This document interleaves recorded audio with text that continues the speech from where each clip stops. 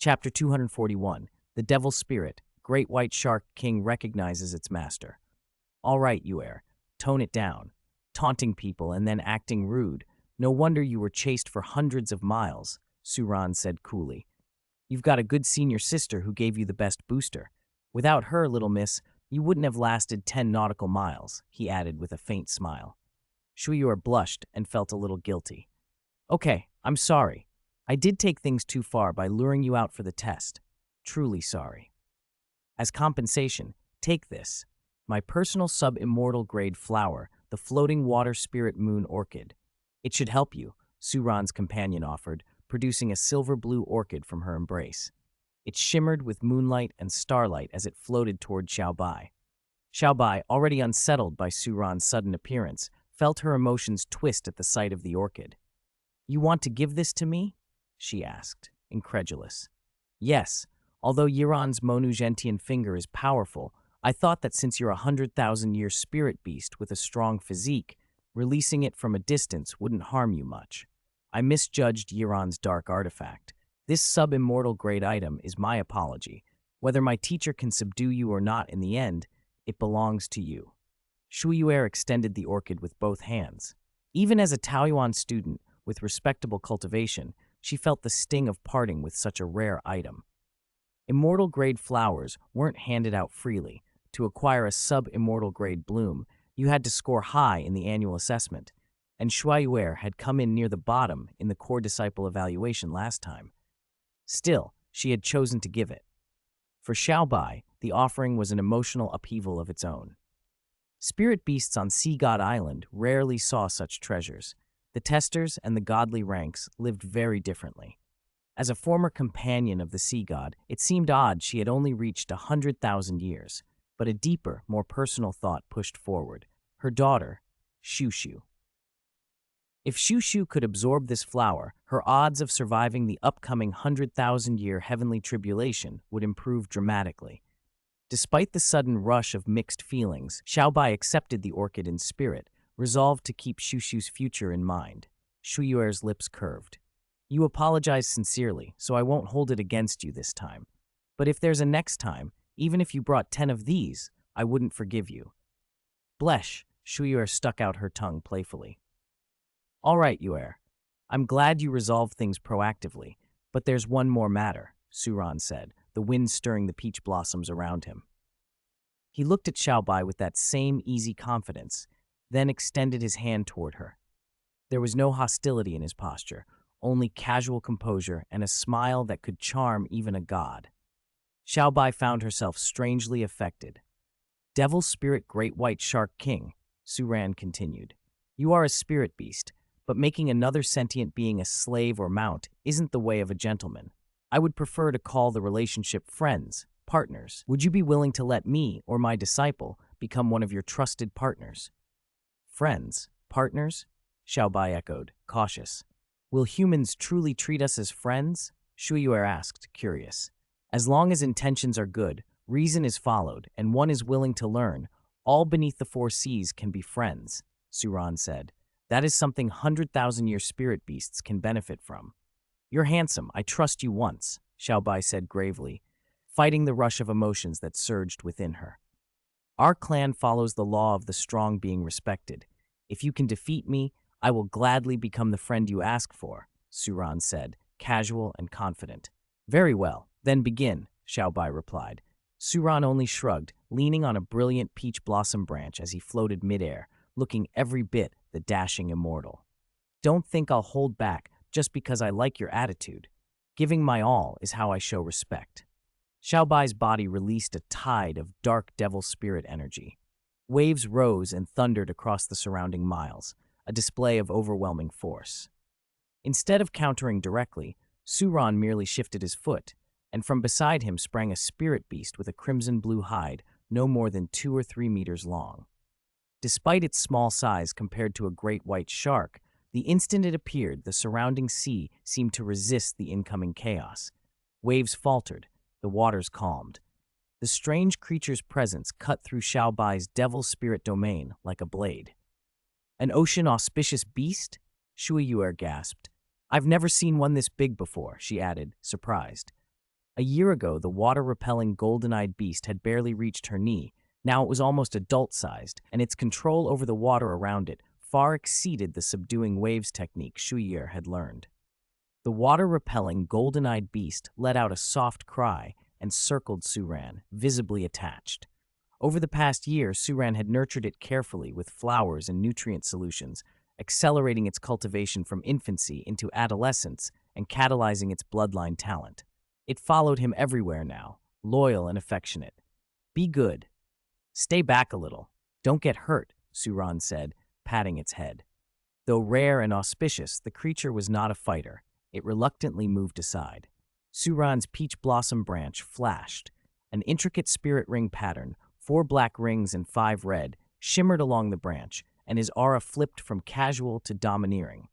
The sea itself seemed to bow before him, vast and boundless, the waves beneath an immortal master who rode them with effortless grace. Peach blossoms drifted around him, a single branch spanning 10,000 autumn seas.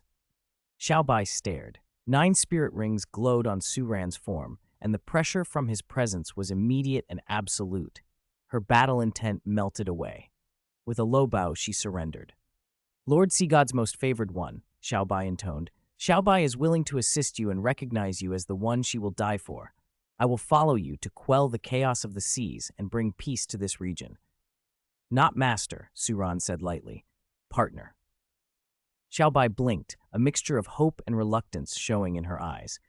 Then, almost in a whisper, she asked, "If we're partners, can a partner get patted on the head?" She glanced at the water-repelling golden-eyed beast, a little envious of its fondness for Suran. "Wait, what did you call him? Lord Sea God's most favored one, Xiaobai?" Shuyer suddenly realized and blurted out, stunned. Chapter 2 of 42. "Shushu, do you want a human as your father?" "Ah! Ah!" Just as the devil spirit Great White Shark King and Shuyer had reconciled and submitted to their teacher, Suran, a pair of small hands, faintly glimmering with fish scales, clutched sea dragon Douluo's neck from a distant reef.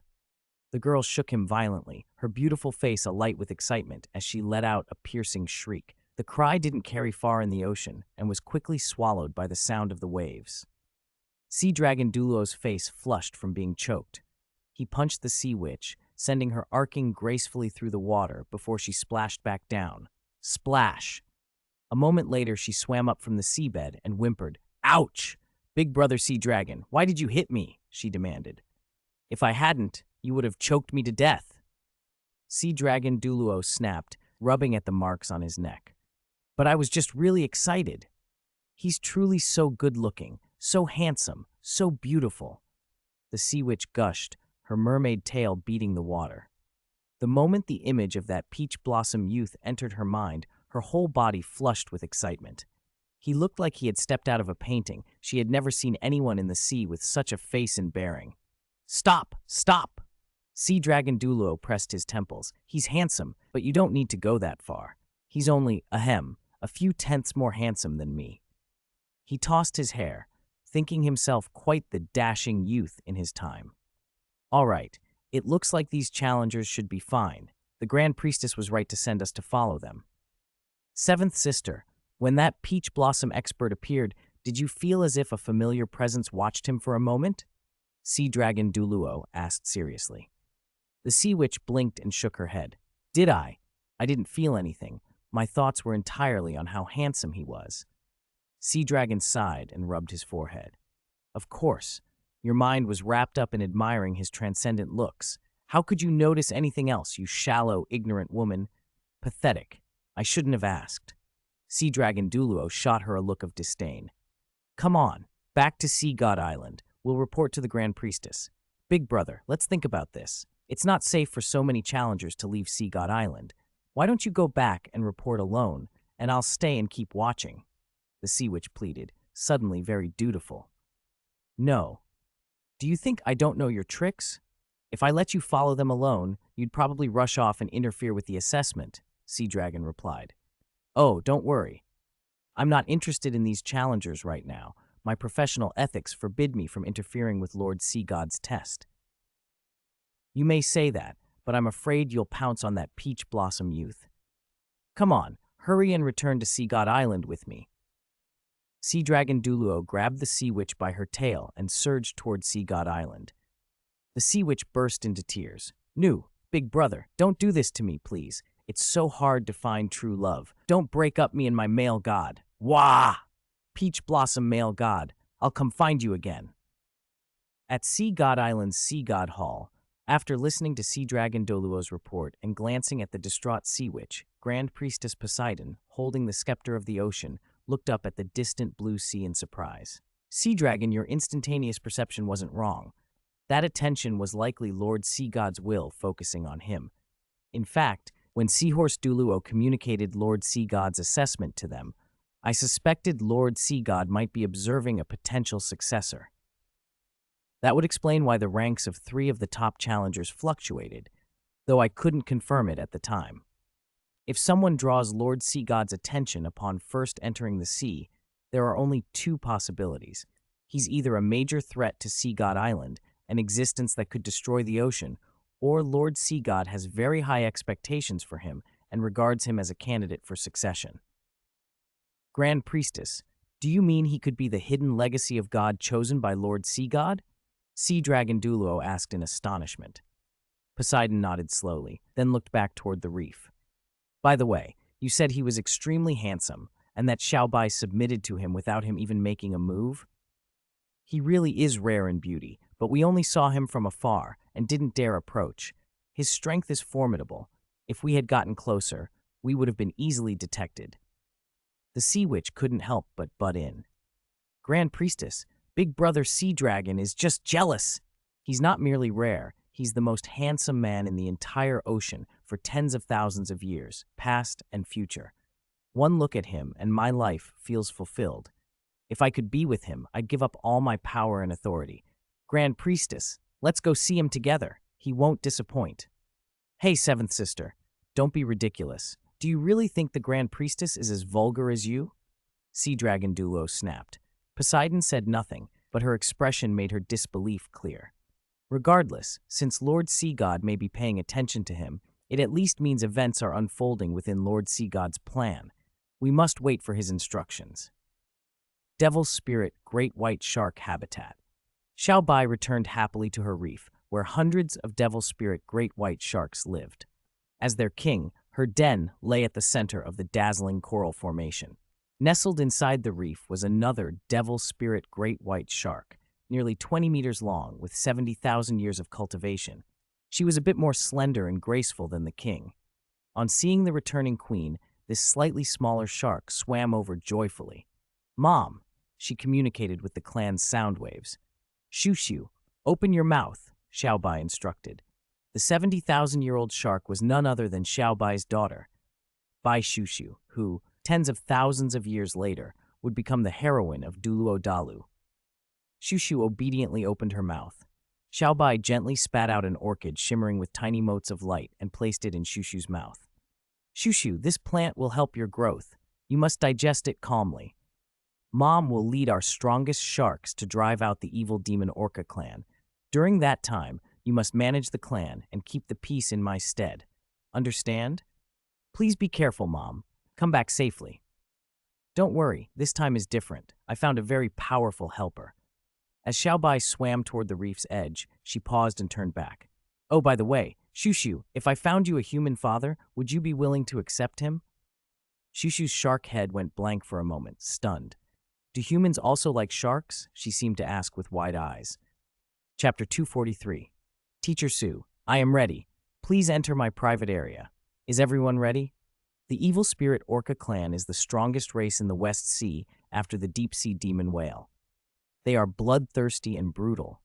It normally takes 2 of our devil spirit great white sharks to take down an adult evil spirit orca of the same age, so everyone must treat this seriously. Especially the evil spirit orca king. It's a 100,000-year spirit beast. That's why it can lead the Orca clan to dominate the sea. If it weren't for Sea God Island as our last line of defense, I'm afraid our Devil Spirit Great White Shark clan would already have been wiped out by them. The Taoyuan vessel, which had been anchored at Purple Pearl Island for over a year, finally set sail again that day. Xiaobai stood on the deck, directing the devil spirit great white sharks as they scouted and led the way, while explaining the situation in the ocean to the Taoyuan students.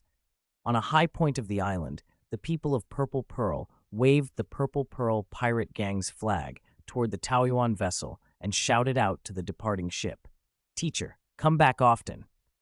I'll become the pirate king of this sea area, complete the sacred task you gave me, and then go to the continent to find the academy you founded. I'm a Taoyuan student, Purple Pearl." On the deck, after listening to Xiaobai's account, Shui Binger couldn't help but ask, puzzled, "The devil spirit great white sharks and the evil spirit orcas are both superiors of the ocean. Why is there such a huge difference in their strength?" "That's just how it is in the sea," Xiaobai replied. "The gaps between spirit beasts are enormous. The strong are overwhelmingly strong. A 1,000-year-old overlord-level bloodline sea spirit beast can wipe out an entire race of 10,000-year beasts with weaker bloodlines. The evil spirit orcas are larger, tougher, and strike faster and harder than our clan. Even if we bite them, it's hard to wound them fatally. But if one of them sinks those razor teeth into one of my clan, it can tear them apart, split them in two.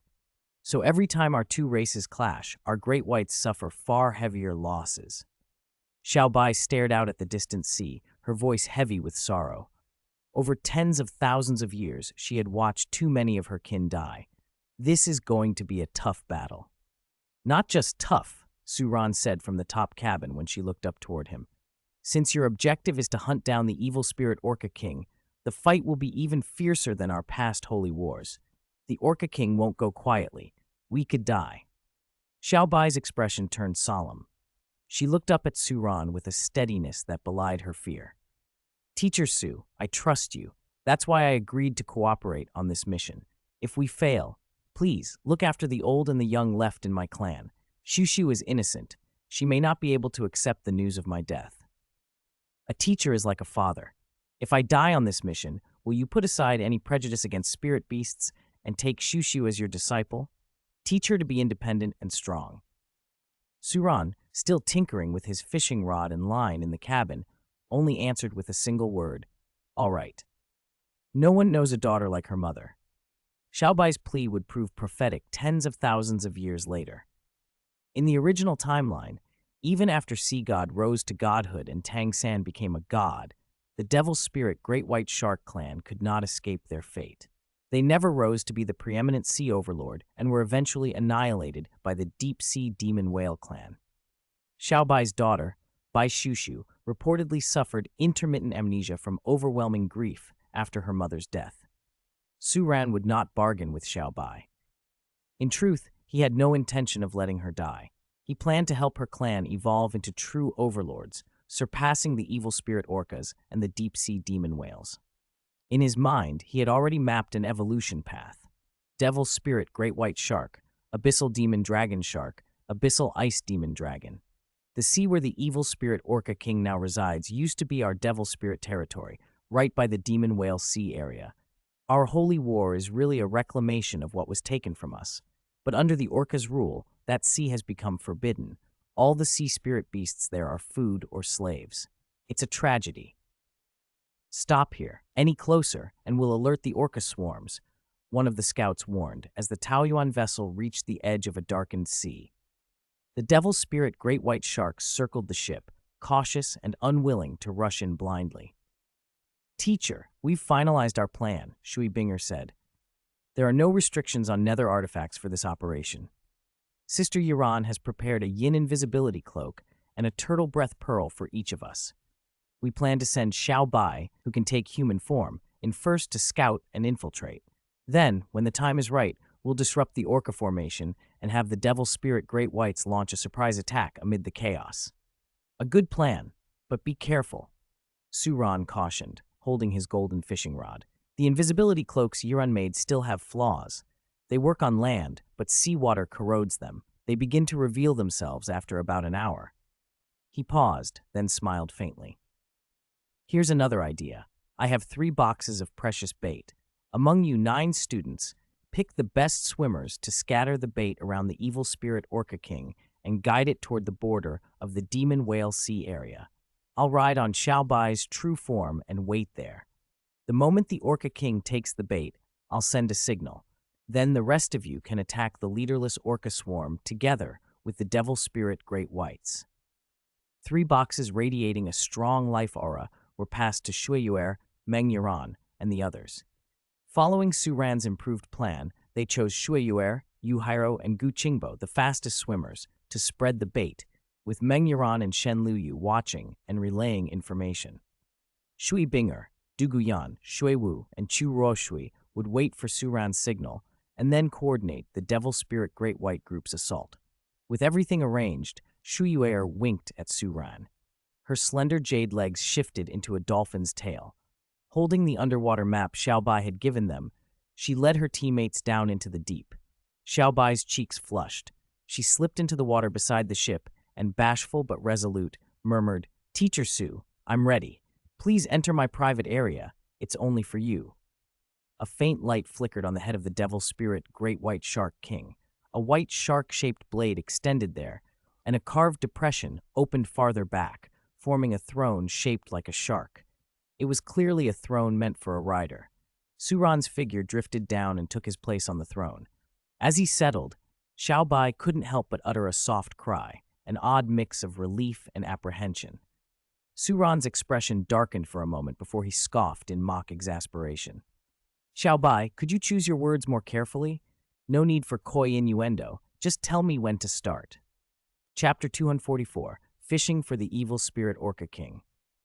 "Teacher Su, this is the first time in tens of thousands of years anyone has ridden on my back. It feels so wonderful, especially you, Teacher Su. Really, it's just perfect." Xiaobai glided gently to the junction of the Demon Whale, Devil Spirit, and Evil Spirit Sea areas, waiting with Teacher Su Ran for a bite. Su Ran sat atop the Devil Spirit Great White Shark's head, casting his self-developed divine-grade bait into the depths. He wedged the divine-grade fishing rod into the gap of the shark's fin and sat calmly, expression tranquil. Patience is an essential quality for every angler. Xiaobai, however, clearly lacked the temperament for fishing. Before long, she couldn't help chattering at Su Ran. "Teacher Su, how tall are you? All the students seem to like you a lot. Do you like them back? Aren't you praised for being handsome? You could just make a living on looks, but you insist on relying on strength. If would you ever fall in love with a spirit beast and have offspring? Why aren't you answering? You don't want to?" Sigh. I'm such a shark brain for asking. Teacher Su definitely doesn't like shark brains. "Teacher Su, what kind of bait is this? It has such a strong life aura. If I ate some, I'd probably gain a lot of cultivation and vitality. Can I try a piece, or at least take some back for Shushu?" "Teacher Su, is it really possible to fish for the evil spirit Orca King? That's 100,000-year spirit beast, stronger than me by far. With such a thin line and hook, if the Orca King bites it, won't it just snap the line?" The usually distant Xiaobai had opened up into a torrent of chatter. Su Ran's handsome face simply soaked in the sea breeze as he quietly scanned the conditions around the sea region with his divine sense, which had already penetrated deep into the ocean. He replied to Xiaobai's questions only with a faint or "oh." But Xiaobai had touched a sore spot. The last time he had tried to fish the deep-sea demon whale king, the line broke and his rod snapped, a humiliation he hadn't gotten over. The bait he was using now was the prototype he'd designed for that same demon whale king. Whether or not the demon whale king could be killed, if he failed to catch it again, Teacher Su sure wouldn't let it drop. Meanwhile, Shuiyuer and Yu Hairo, cloaked in invisibility and holding breath-holding pearls, slipped nimbly into the core of the evil spirit orca's territory. The Orca King was unmistakable, the largest, fiercest, and evidently far higher in cultivation than its kin. Shuiyuer was bold and meticulous. She didn't throw the bait directly to the Orca King. Instead, she and Yuhiro scattered pieces among the orcapod. As soon as those baits, carrying a faint blood scent and exuding life and spirit power cultivation, appeared, several 10,000-year evil spirit orcas, driven by instinct, rushed over and swallowed them. They instantly felt a surge of vigor, as if sent straight to heaven. Shuiyuer didn't toss a lot of bait at once. She fed a few pieces intermittently, the hunger marketing strategy Teacher Su had taught her. Sure enough, to snatch those scarce life cultivation morsels, The orcas turned on one another, biting and clawing to get even a little boost. For spirit beasts, life and cultivation are hard currency, the most precious things. The violent orcas showed no mercy. Soon the smell of blood spread through the water. The skirmish swelled from a handful of fighters to dozens, then more, until the tribe's infighting became a brutal massacre. Shu Yuer and Yu Hairo watched, amused and disbelieving, as the little bait box teacher Su had handed them tore the group apart. Of course, this chaos drew the Orca King's attention. It gave a roaring signal from the center, and at once its presence halted the slaughter. The Orca King, bigger even than the Devil Spirit Great White Shark King, sped over and swallowed the most violent of the fighters in a single, terrifying bite. The other orcas cowered and backed away, afraid to move. The Orca King scanned the area and then fixed its eyes on the red and blue floating objects that drifted ahead. For a moment it hesitated. Why were these things here? Then detected the life aura within. One bite could add years to its life. These red and blue floats trailed every few meters, forming a path of vitality. If it ate them all, it could gain hundreds of years of life and tens of thousands of cultivation points. For 100,000-year spirit beast, 1,000 years of cultivation was trivial, but gaining several hundred extra years of life could buy it crucial time to prepare for the heavenly tribulation and break past its limit. With no hesitation, the Orca King began to devour the trail. The stuff was intoxicating. The more it ate, the more it craved. Within minutes, its vitality had increased by over 100 years. The thrill of gaining life and power effortlessly overwhelmed it. At the end of the trail, the red and blue objects stopped, leaving only a small meatball that shimmered with golden red light. The Orca King felt a life force from this meatball, far more magnificent than the others. This one seemed capable of granting thousands of years of life, tens of thousands of cultivation, maybe even an evolution. Roar! The Orca King bellowed. This is the ocean's gift to me. Thank you, Mother Ocean. Thank you, God. I will become the invincible overlord of the sea. I will tear Sea God Island apart, rip every sea demon to pieces, rule the ocean, and become the new master. It opened its gaping maw and bit down. At first, the golden red meatball bloomed a rich, pure energy across its mouth that felt exquisitely comfortable. Then, in an instant, it discovered a tiny hook embedded in the meatball that pierced the flesh inside its mouth and fused with it, impossible to dislodge. A violent pulling force yanked it toward the surface. The Orca King fought and strained, and only when it caught sight of the Devil Spirit Great White Shark King's silhouette in the distance did fury boil over. Roar! It screamed. You damned Devil Spirit Great White Shark, a defeated despot. How dare you scheme against me? I will tear you limb from limb before your tribe. Ow, it choked. Eh? Wah! As the golden red meatball dragged it up, agony and confusion tore through it. Its proud imperial words dissolved into pained and pleading cries. Hiss! This hurts so much. Pull gently, brother. I can't take it. Chapter 245, Complete Victory, the 100,000-year Devil Porpoise True Form. Teacher Suran's signal has arrived. Charge! Kill them all. Eliminate the evil spirit species and protect the ocean ecosystem.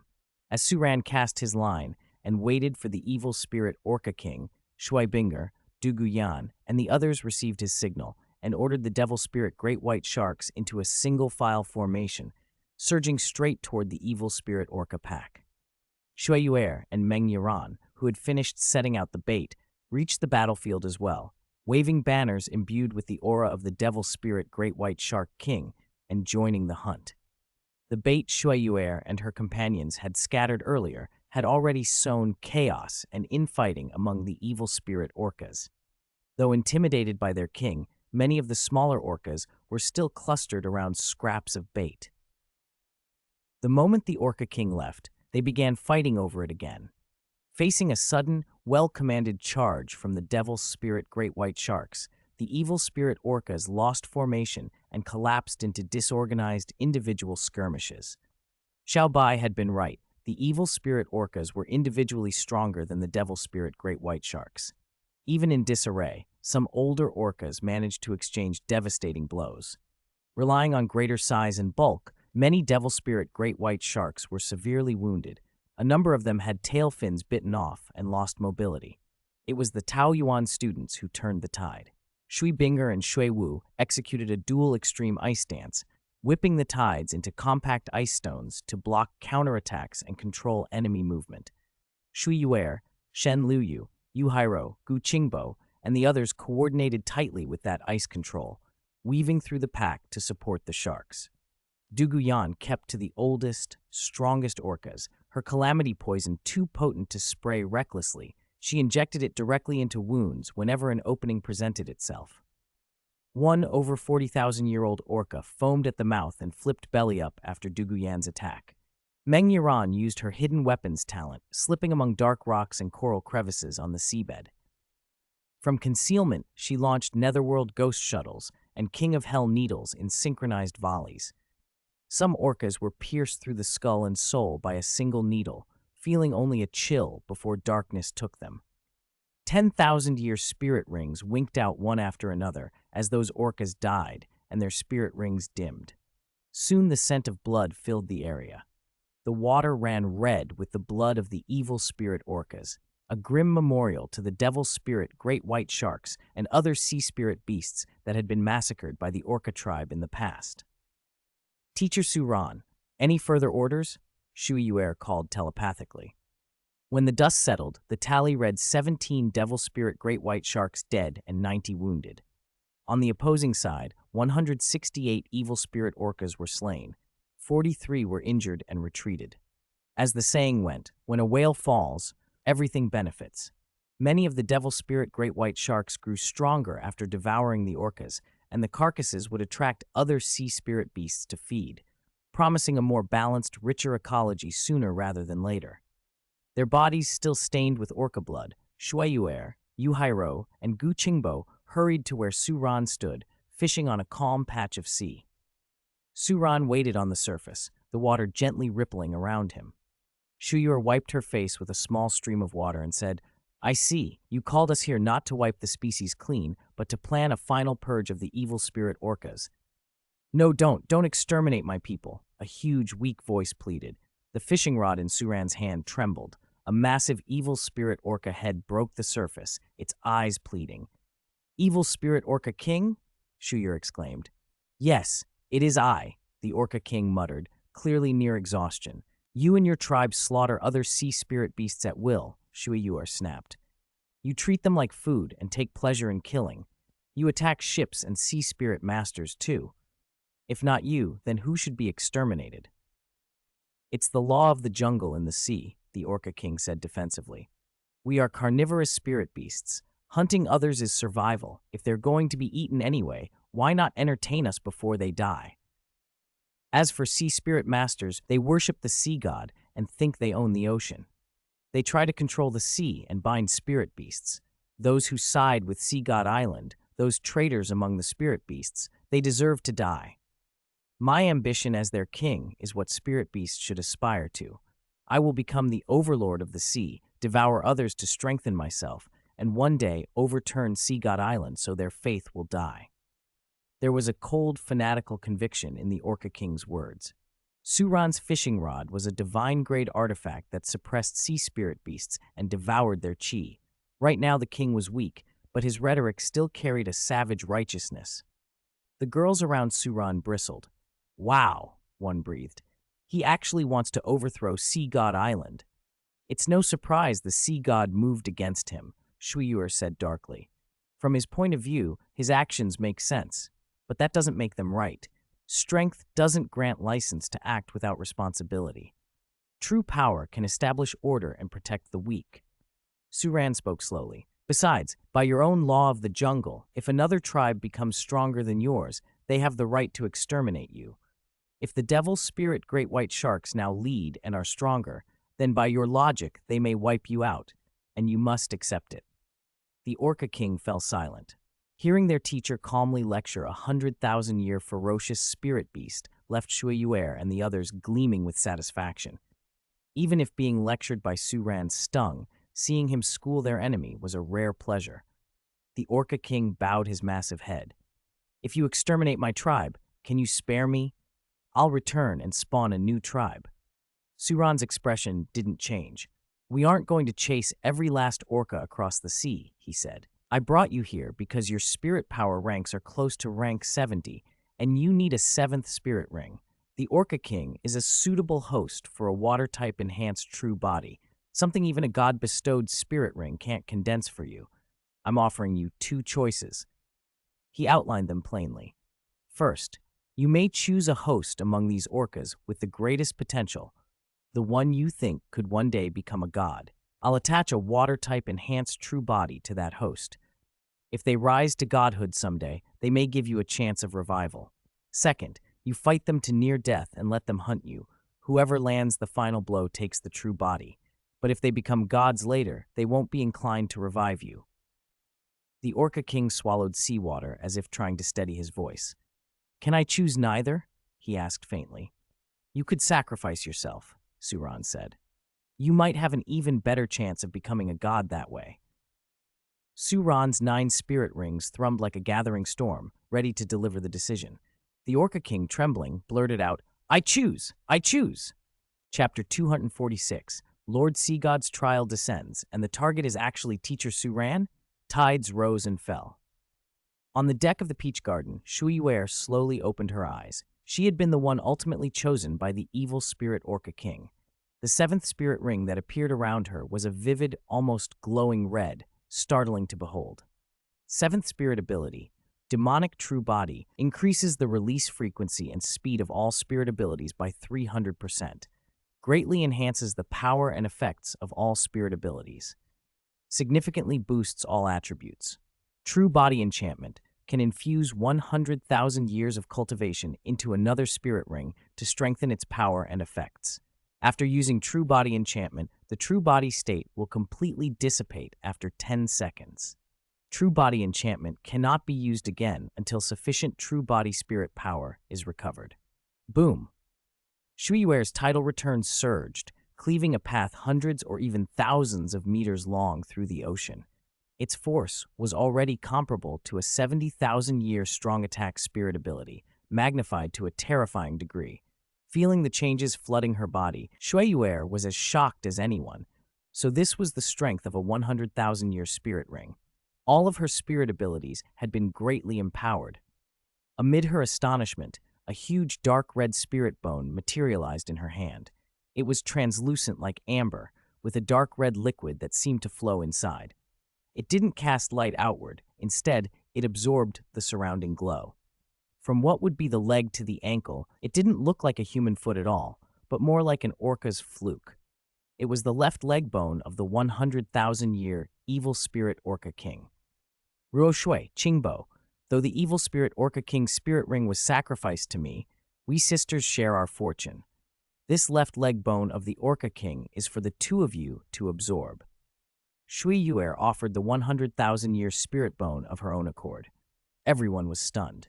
This was a 100,000-year spirit bone, a matching piece for a 100,000-year ring, and she was willingly giving it up?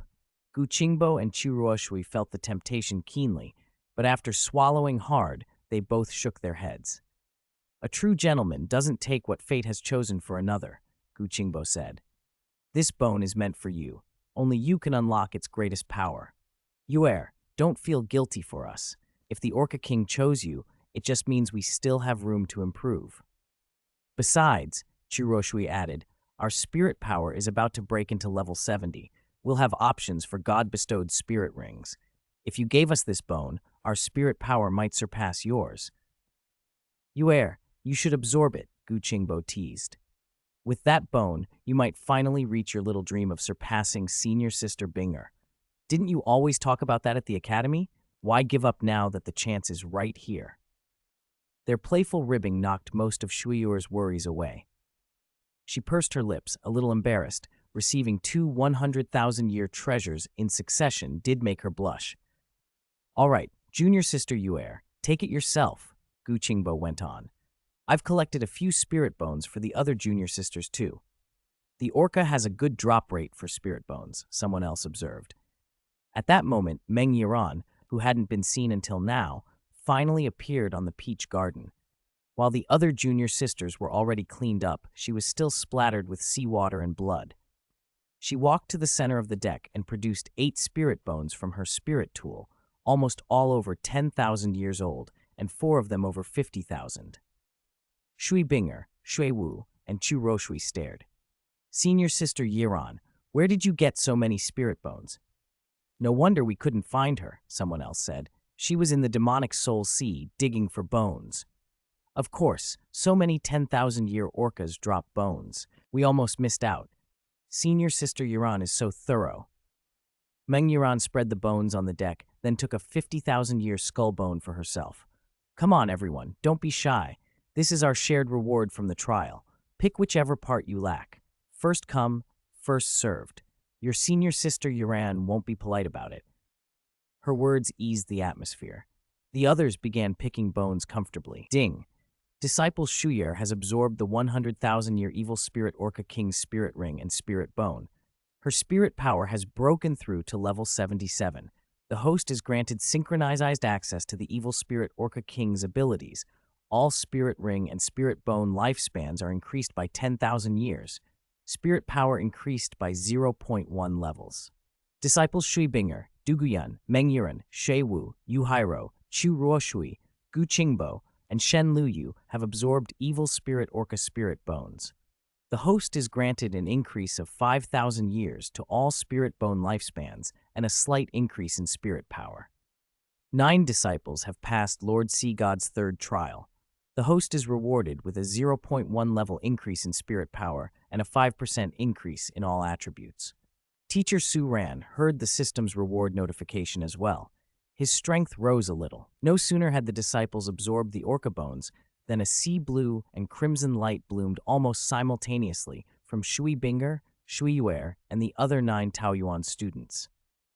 A red and blue Sea God trial card appeared before them, declaring, Lord Sea God's 3rd trial, passed. All members' spirit power increased by 1 level, and spirit ring lifespans increased by 1,000 years. Then a brand new Sea God trial card descended into their hands. Lord Sea God's 4th trial, accompany the Sea God's successor to successfully fish for the nearly million-year cultivation spirit beast, the deep-sea demon whale king. The 9 students, still recovering from the 3rd trial, read the new task and froze. What is this? What does the 4th trial mean? Accompany the Sea God's successor? Who is the Sea God's successor? Do we even know this person? We came here to take trials and get stronger. Who cares about accompanying some successor? I don't want to bother with him. And what are we even fishing for? A million-year spirit beast?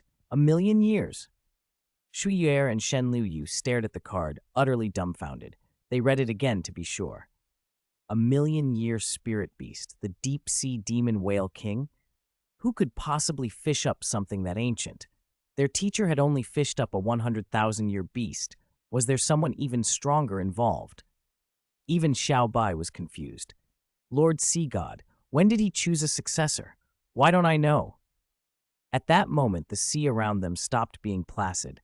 A dazzling, sacred beam of light gathered the aura of half the ocean and drew the attention of creatures and sea spirit masters for hundreds or thousands of miles around.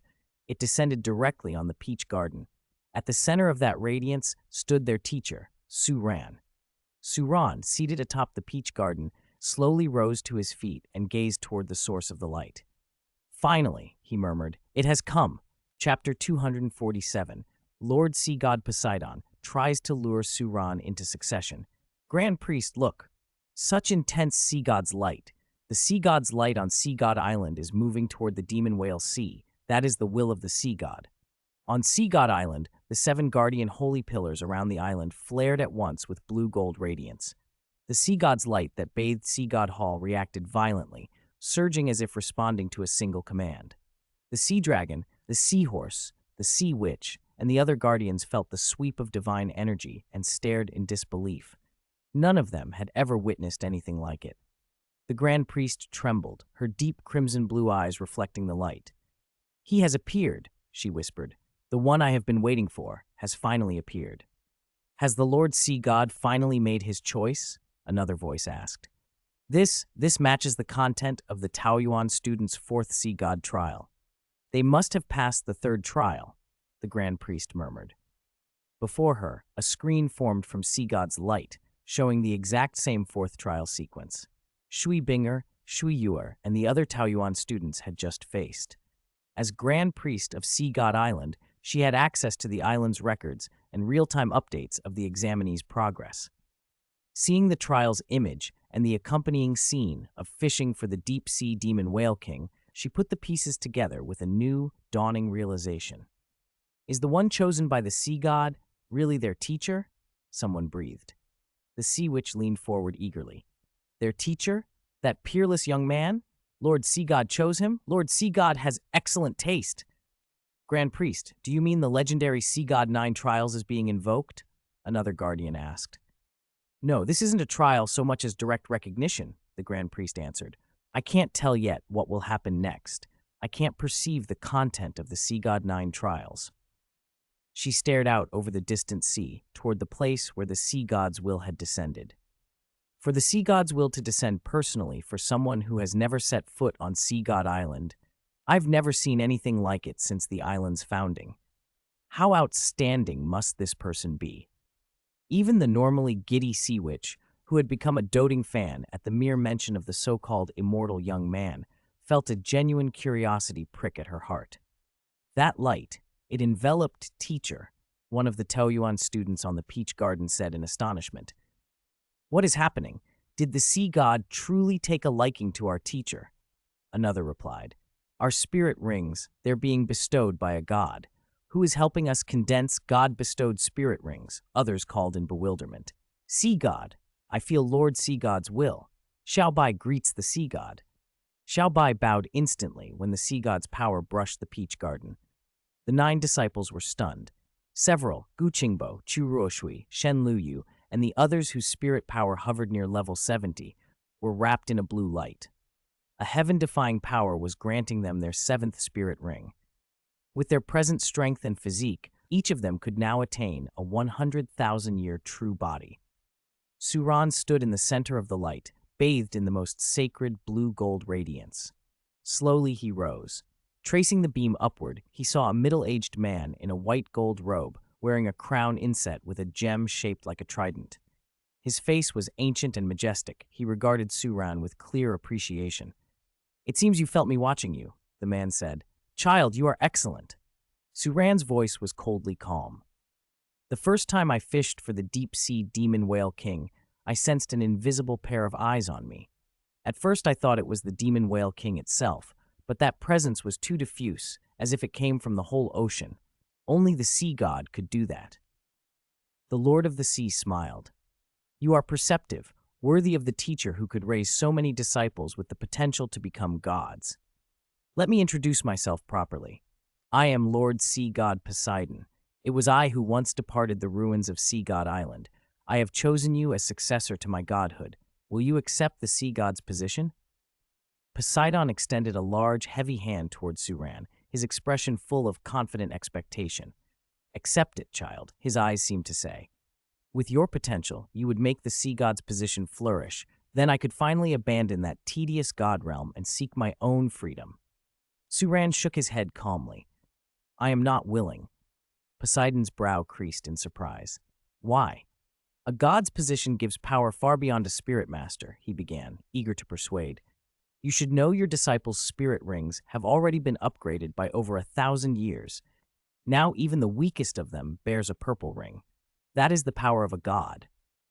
If you assume the sea god's position, you can raise their rings even higher, 10,000 years, 100,000 years. You would gain unparalleled power. And there is more. Once you become a god, you will have eternal life. Your appearance will not age. You will remain as dazzling and peerless as you are now. If you refuse, time will take your looks, and you will grow old. Wouldn't that be a pity? Poseidon laid it on thick, his words like a sugar-coated cannonball. If Tang Chen and the others had been watching, they would likely have been dumbfounded by his flattery. Back when they had sought a path to godhood on Sea God Island, the sea god had refused them. Now, the sea god's divine soul had descended and was practically wooing Suran into inheriting the position. Suran smiled faintly, unperturbed. If the sea god's position is so desirable, why do you want to give it up? The question left Poseidon momentarily speechless.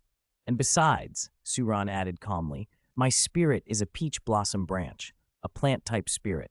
I am not water affinity. The sea god's position shouldn't suit me. That's not entirely true, Poseidon countered, regaining his composure. Plant spirits are naturally attuned to water elements. You are compatible with the sea god's position. And you should remember, you have already participated in the sea god's trial. If you accept the inheritance, you have my approval. All you need to do is fish and hunt the deep-sea demon whale king, then draw the sea god trident from its resting place. You will become the new sea god. But if you refuse to inherit the sea god's position, you will be interfering with the sea god's trial. That would be a grave sin. As persuasion failed, the sea god's expression shifted. His tone held both kindness and coercion now, serious and implacable. Are you threatening me? Suran tilted his head back and stared up at the towering divine statue, eyes narrowing. This isn't a threat, it's a rule. You don't need to scare me. I know your god realm's regulations. Divinities can't descend to the lower realm without authorization. Your true body hasn't arrived, so you can't control me. If your true body did descend and forced me to inherit the sea god position, it would cause more trouble than it's worth. That's why you leave legacy grounds and appoint representatives to manage the legacy. Suran's words had pierced the sea god's imposing presence. The sea god blinked, surprised. How do you know that? Could it be you've already been chosen by the Asura god? The sea god looked at Suran with new intensity. There was, faintly hidden in Suran, a trace of the Asura god's power, subtle but detectable to a fellow deity who knew the Asura god well.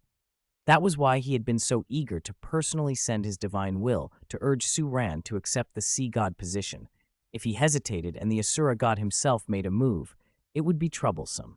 The Asura god was, after all, a law enforcement god, while the sea god was only a first-rank main god. If the law enforcement god had the time to spare, he would have already tried to secure such an unparalleled heir. No, I'm a teacher, a proper teacher, Suran replied calmly. I still have many disciples to cultivate. I have no taste for the god realm's empty grandeur, so I won't inherit a god position. But, respected sea god, you must have sensed it.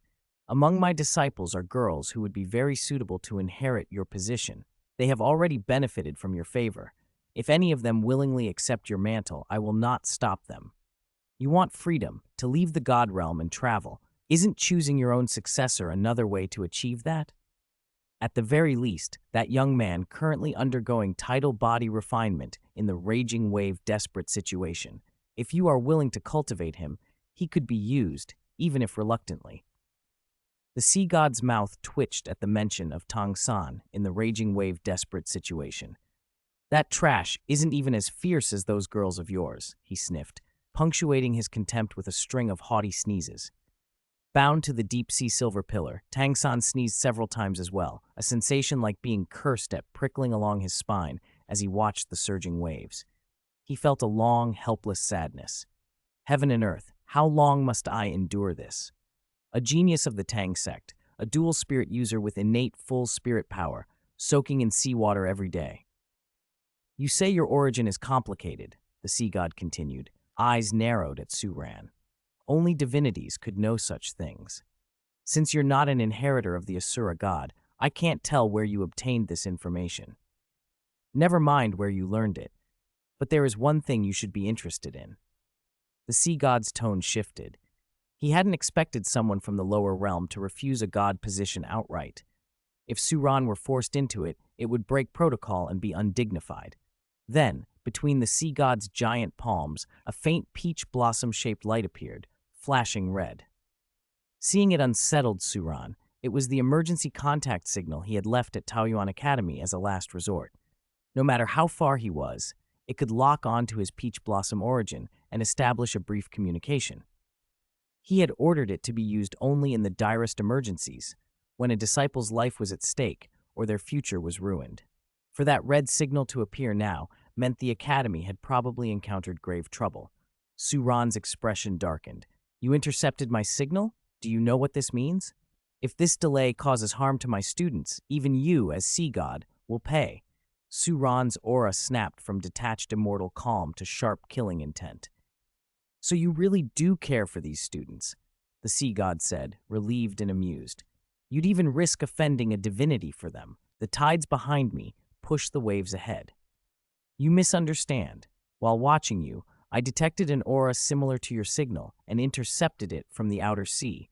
Otherwise, it would have taken longer to find you. I had planned to appear after you had drawn up the deep-sea demon whale king, but that message forced my hand. Suran's posture softened when he heard the explanation. The sea god let out a long, rueful laugh. Despite being a divinity, he found himself almost intimidated by this young man. Something in Suran's true power already seemed beyond demigod level. Without his true body descending, the sea god could do little more than negotiate. You think I'd threaten you? The sea god went on, pride in his voice. You underestimate me, old Poseidon, too much. In my day, I swept the ancient seas with a single trident. The ocean's affairs were even more chaotic then. I settled them alone, gathering the ocean's might into great deeds. I wouldn't stoop to petty threats. Since you refuse the sea god position, I won't force you, but I do want one promise, a compensation for meddling in the assessment.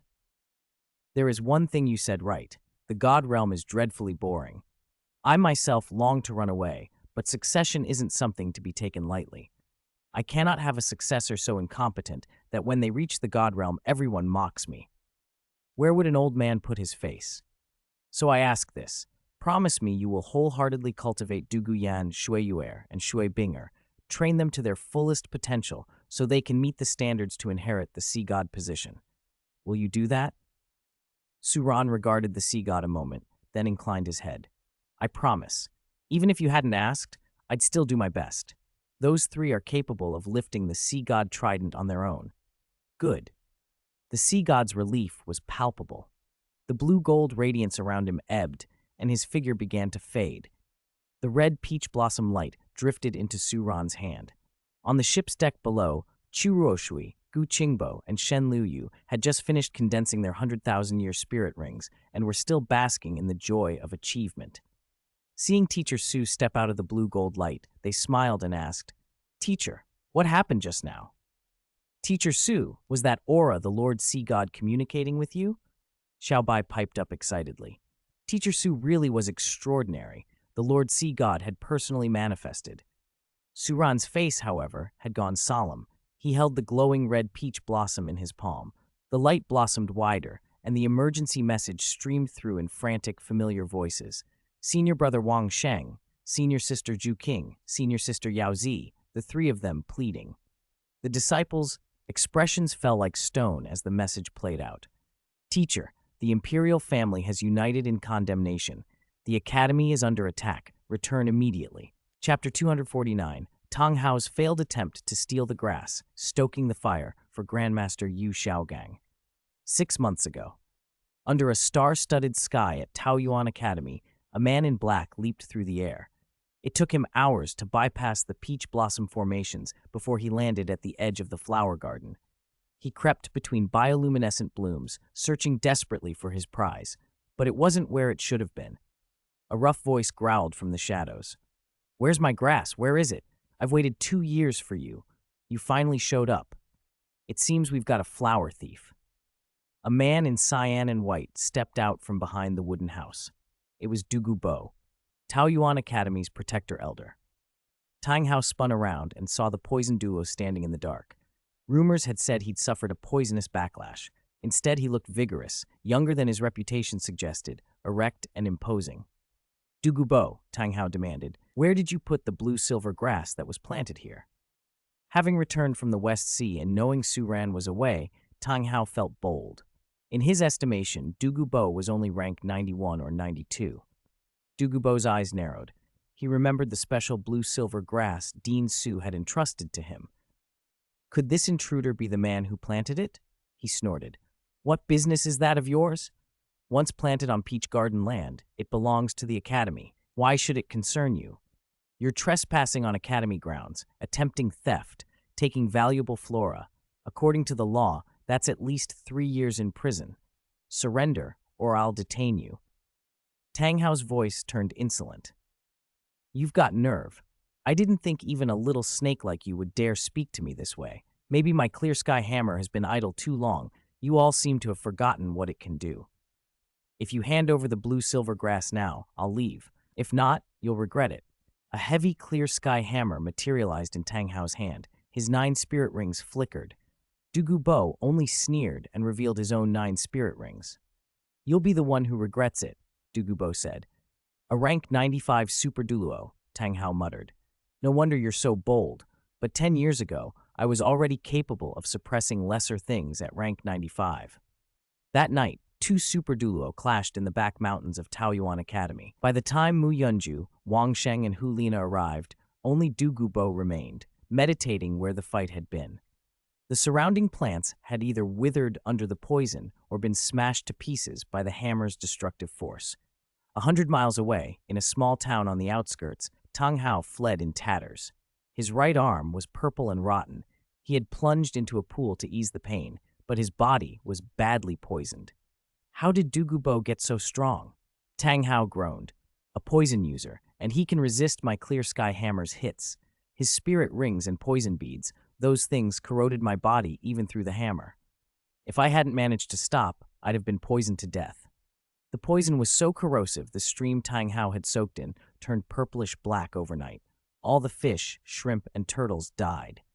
By morning, his face was white and his strength gone. The skin on his right arm had rotted away, bone exposed. Combined with his earlier injuries, the limb was almost useless. His left arm hit a stone, and he spat the words hoarsely. "Damn it, I thought Suran was in the West Sea and that I could sneak into Taoyuan Academy to check on Yin. I didn't expect Dugu Bo to be guarding it. If Suran returns, my chances will dwindle even more. With Suran's talent and Taoyuan's position, give them time and even their students will be formidable. Yin, I sent you in to absorb the sun, moon, and peach blossom essences. Couldn't I at least bring you out safely?" Tang Hao ground his teeth, despairing over Taoyuan Academy. By force or guile, he couldn't win. His investigations showed that Dugu Bo was only one of the Academy's connections. The 7 treasure glazed tile school and the independent Supreme Pontiff Palace were already tied to Taoyuan. In a direct confrontation, he wouldn't be able to get Yin back, and now that he'd been discovered, slipping in again would be impossible. What worried him most was how Dugu Bo would treat Yin. Damn it, he cursed. Taoyuan Academy has every advantage. Flattery won't work. Retreat won't work. I hate this feeling of being suffocated. To get Yin back, I would have to throw the whole academy into chaos and seize the opportunity. Maybe I can use someone I already know is crippled. 5 months ago, Star Luo City, the royal palace. In the White Tiger Hall, the Star Luo Emperor was reviewing memorials. He instructed the prince in charge of the Royal Family Academy's affairs. "If I remember correctly, the Soul Master competition starts in a few months. Last time we didn't do well. This time we must pick our best contestants and at least secure a top 3 finish. Do you understand?" The prince bowed. "Understood, Your Majesty. The situation across the continent is unstable. If Taoyuan Academy participates, the championship will likely go to Peach Garden. Spirit Hall has been riven by internal strife these last 2 years. Spirit City was nearly destroyed. The Heaven Do Prince was expelled by Peach Garden. We in Star Luo have a chance at runner-up or 3rd, but that may be all." "I don't want a chance. I want certainty. This is about restoring the royal family's prestige." "Understood. Very well, you may go."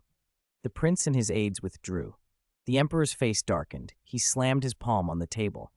A map of the 2 great empires lay before him, the red mark indicating Soto City, where Taoyuan Academy was located.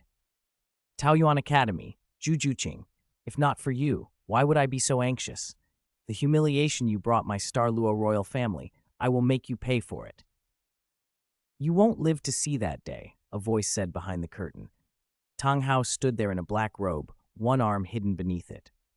Beside him sat a weathered middle-aged man in a wheelchair, being pushed by a young girl. The older man sketched on a drawing board while the girl relayed the content. Tang Hao spoke to the emperor and his confidants. "White Tiger Emperor, no one understands Taoyuan Academy better than we do. Believe me, their growth will outpace anything you expect. A single Zhu Zhuqing managed to infiltrate the imperial palace alone, so their other disciples will soon have comparable abilities. In under 20 years, Taoyuan Academy will likely have at least 10 titled Douluo and more than 5 super Douluo stationed there. When that happens, will Star Luo even dare to seek revenge? 10 titled Douluo? The Emperor's voice trembled and he slumped into his seat. If that's true, Star Luo would be at their mercy. If Star Luo wants to take revenge, there's only one chance, and it's the last one. We must succeed or die trying. The question is whether the White Tiger Emperor has the courage to take such a gamble. What opportunity? The Emperor demanded. This time, Gangxi and Haozi will truly be out of the picture. Chapter 250, Inciting the Royal Families of the Two Great Empires, the Last Chance to Destroy Taoyuan. The only chance is the Soul Master competition. Yu Xiaogong wrote it on the drawing board in his hand. The girl behind him repeated the words clearly. I saw with my own eyes Taoyuan students completing their transformations in 3 to 5 years. The head of Taoyuan Academy climbed from Spirit Saint to a realm above the 95th level. In another 5 years, nobody will be able to hold them back. The Soul Master competition gathers elite spirit masters from across the continent. Powerhouses from every academy and faction will be watching. The Supreme Pontiff Palace has broken away from Spirit Hall. They'll either field an independent team or merge with Taoyuan Academy to challenge Spirit Hall, trying to prove the authority and strength of the new Pontiff Palace. The competition is jointly organized by the two great empires and Spirit Hall. We only need a pretext, drawing lots, discussing match matters, to gather the leaders of the academies and forces. Bibi Dong will surely bring either Yoguan or Gui Mei. The 7-treasure glazed tile school will do the same. Coincidentally, Taoyuan's head, Su Ran, is currently leading several students to train in the West Sea. If at that time the Star Luo army is secretly mobilized and splits into 2 routes, one half attacking Taoyuan Academy, the other half deployed in Vast Sea City to eliminate Su Ran, then with the army pressing on Taoyuan, we only need to face Dugubo, Yoguan or Gui Mei, Chenshin or Gu Rong, 3 Super Douluo in total, and fewer than 10 Taoyuan students. With our Blue Lightning Tyrant Dragon Clan and the Clear Sky sect backing Clear Sky Douluo, these 3 Super Douluo are manageable. Add the Star Luo army, and their 2 fists can't beat 4 hands. With Taoyuan Academy destroyed, the army will push west, and our masters will encircle and slay Su Ran alone. Even if he's a peak Douluo, he won't escape an encirclement and will eventually die from exhaustion. By the time the 7-treasure glazed tile school, Bibi Dong, and the others react, everything will be over.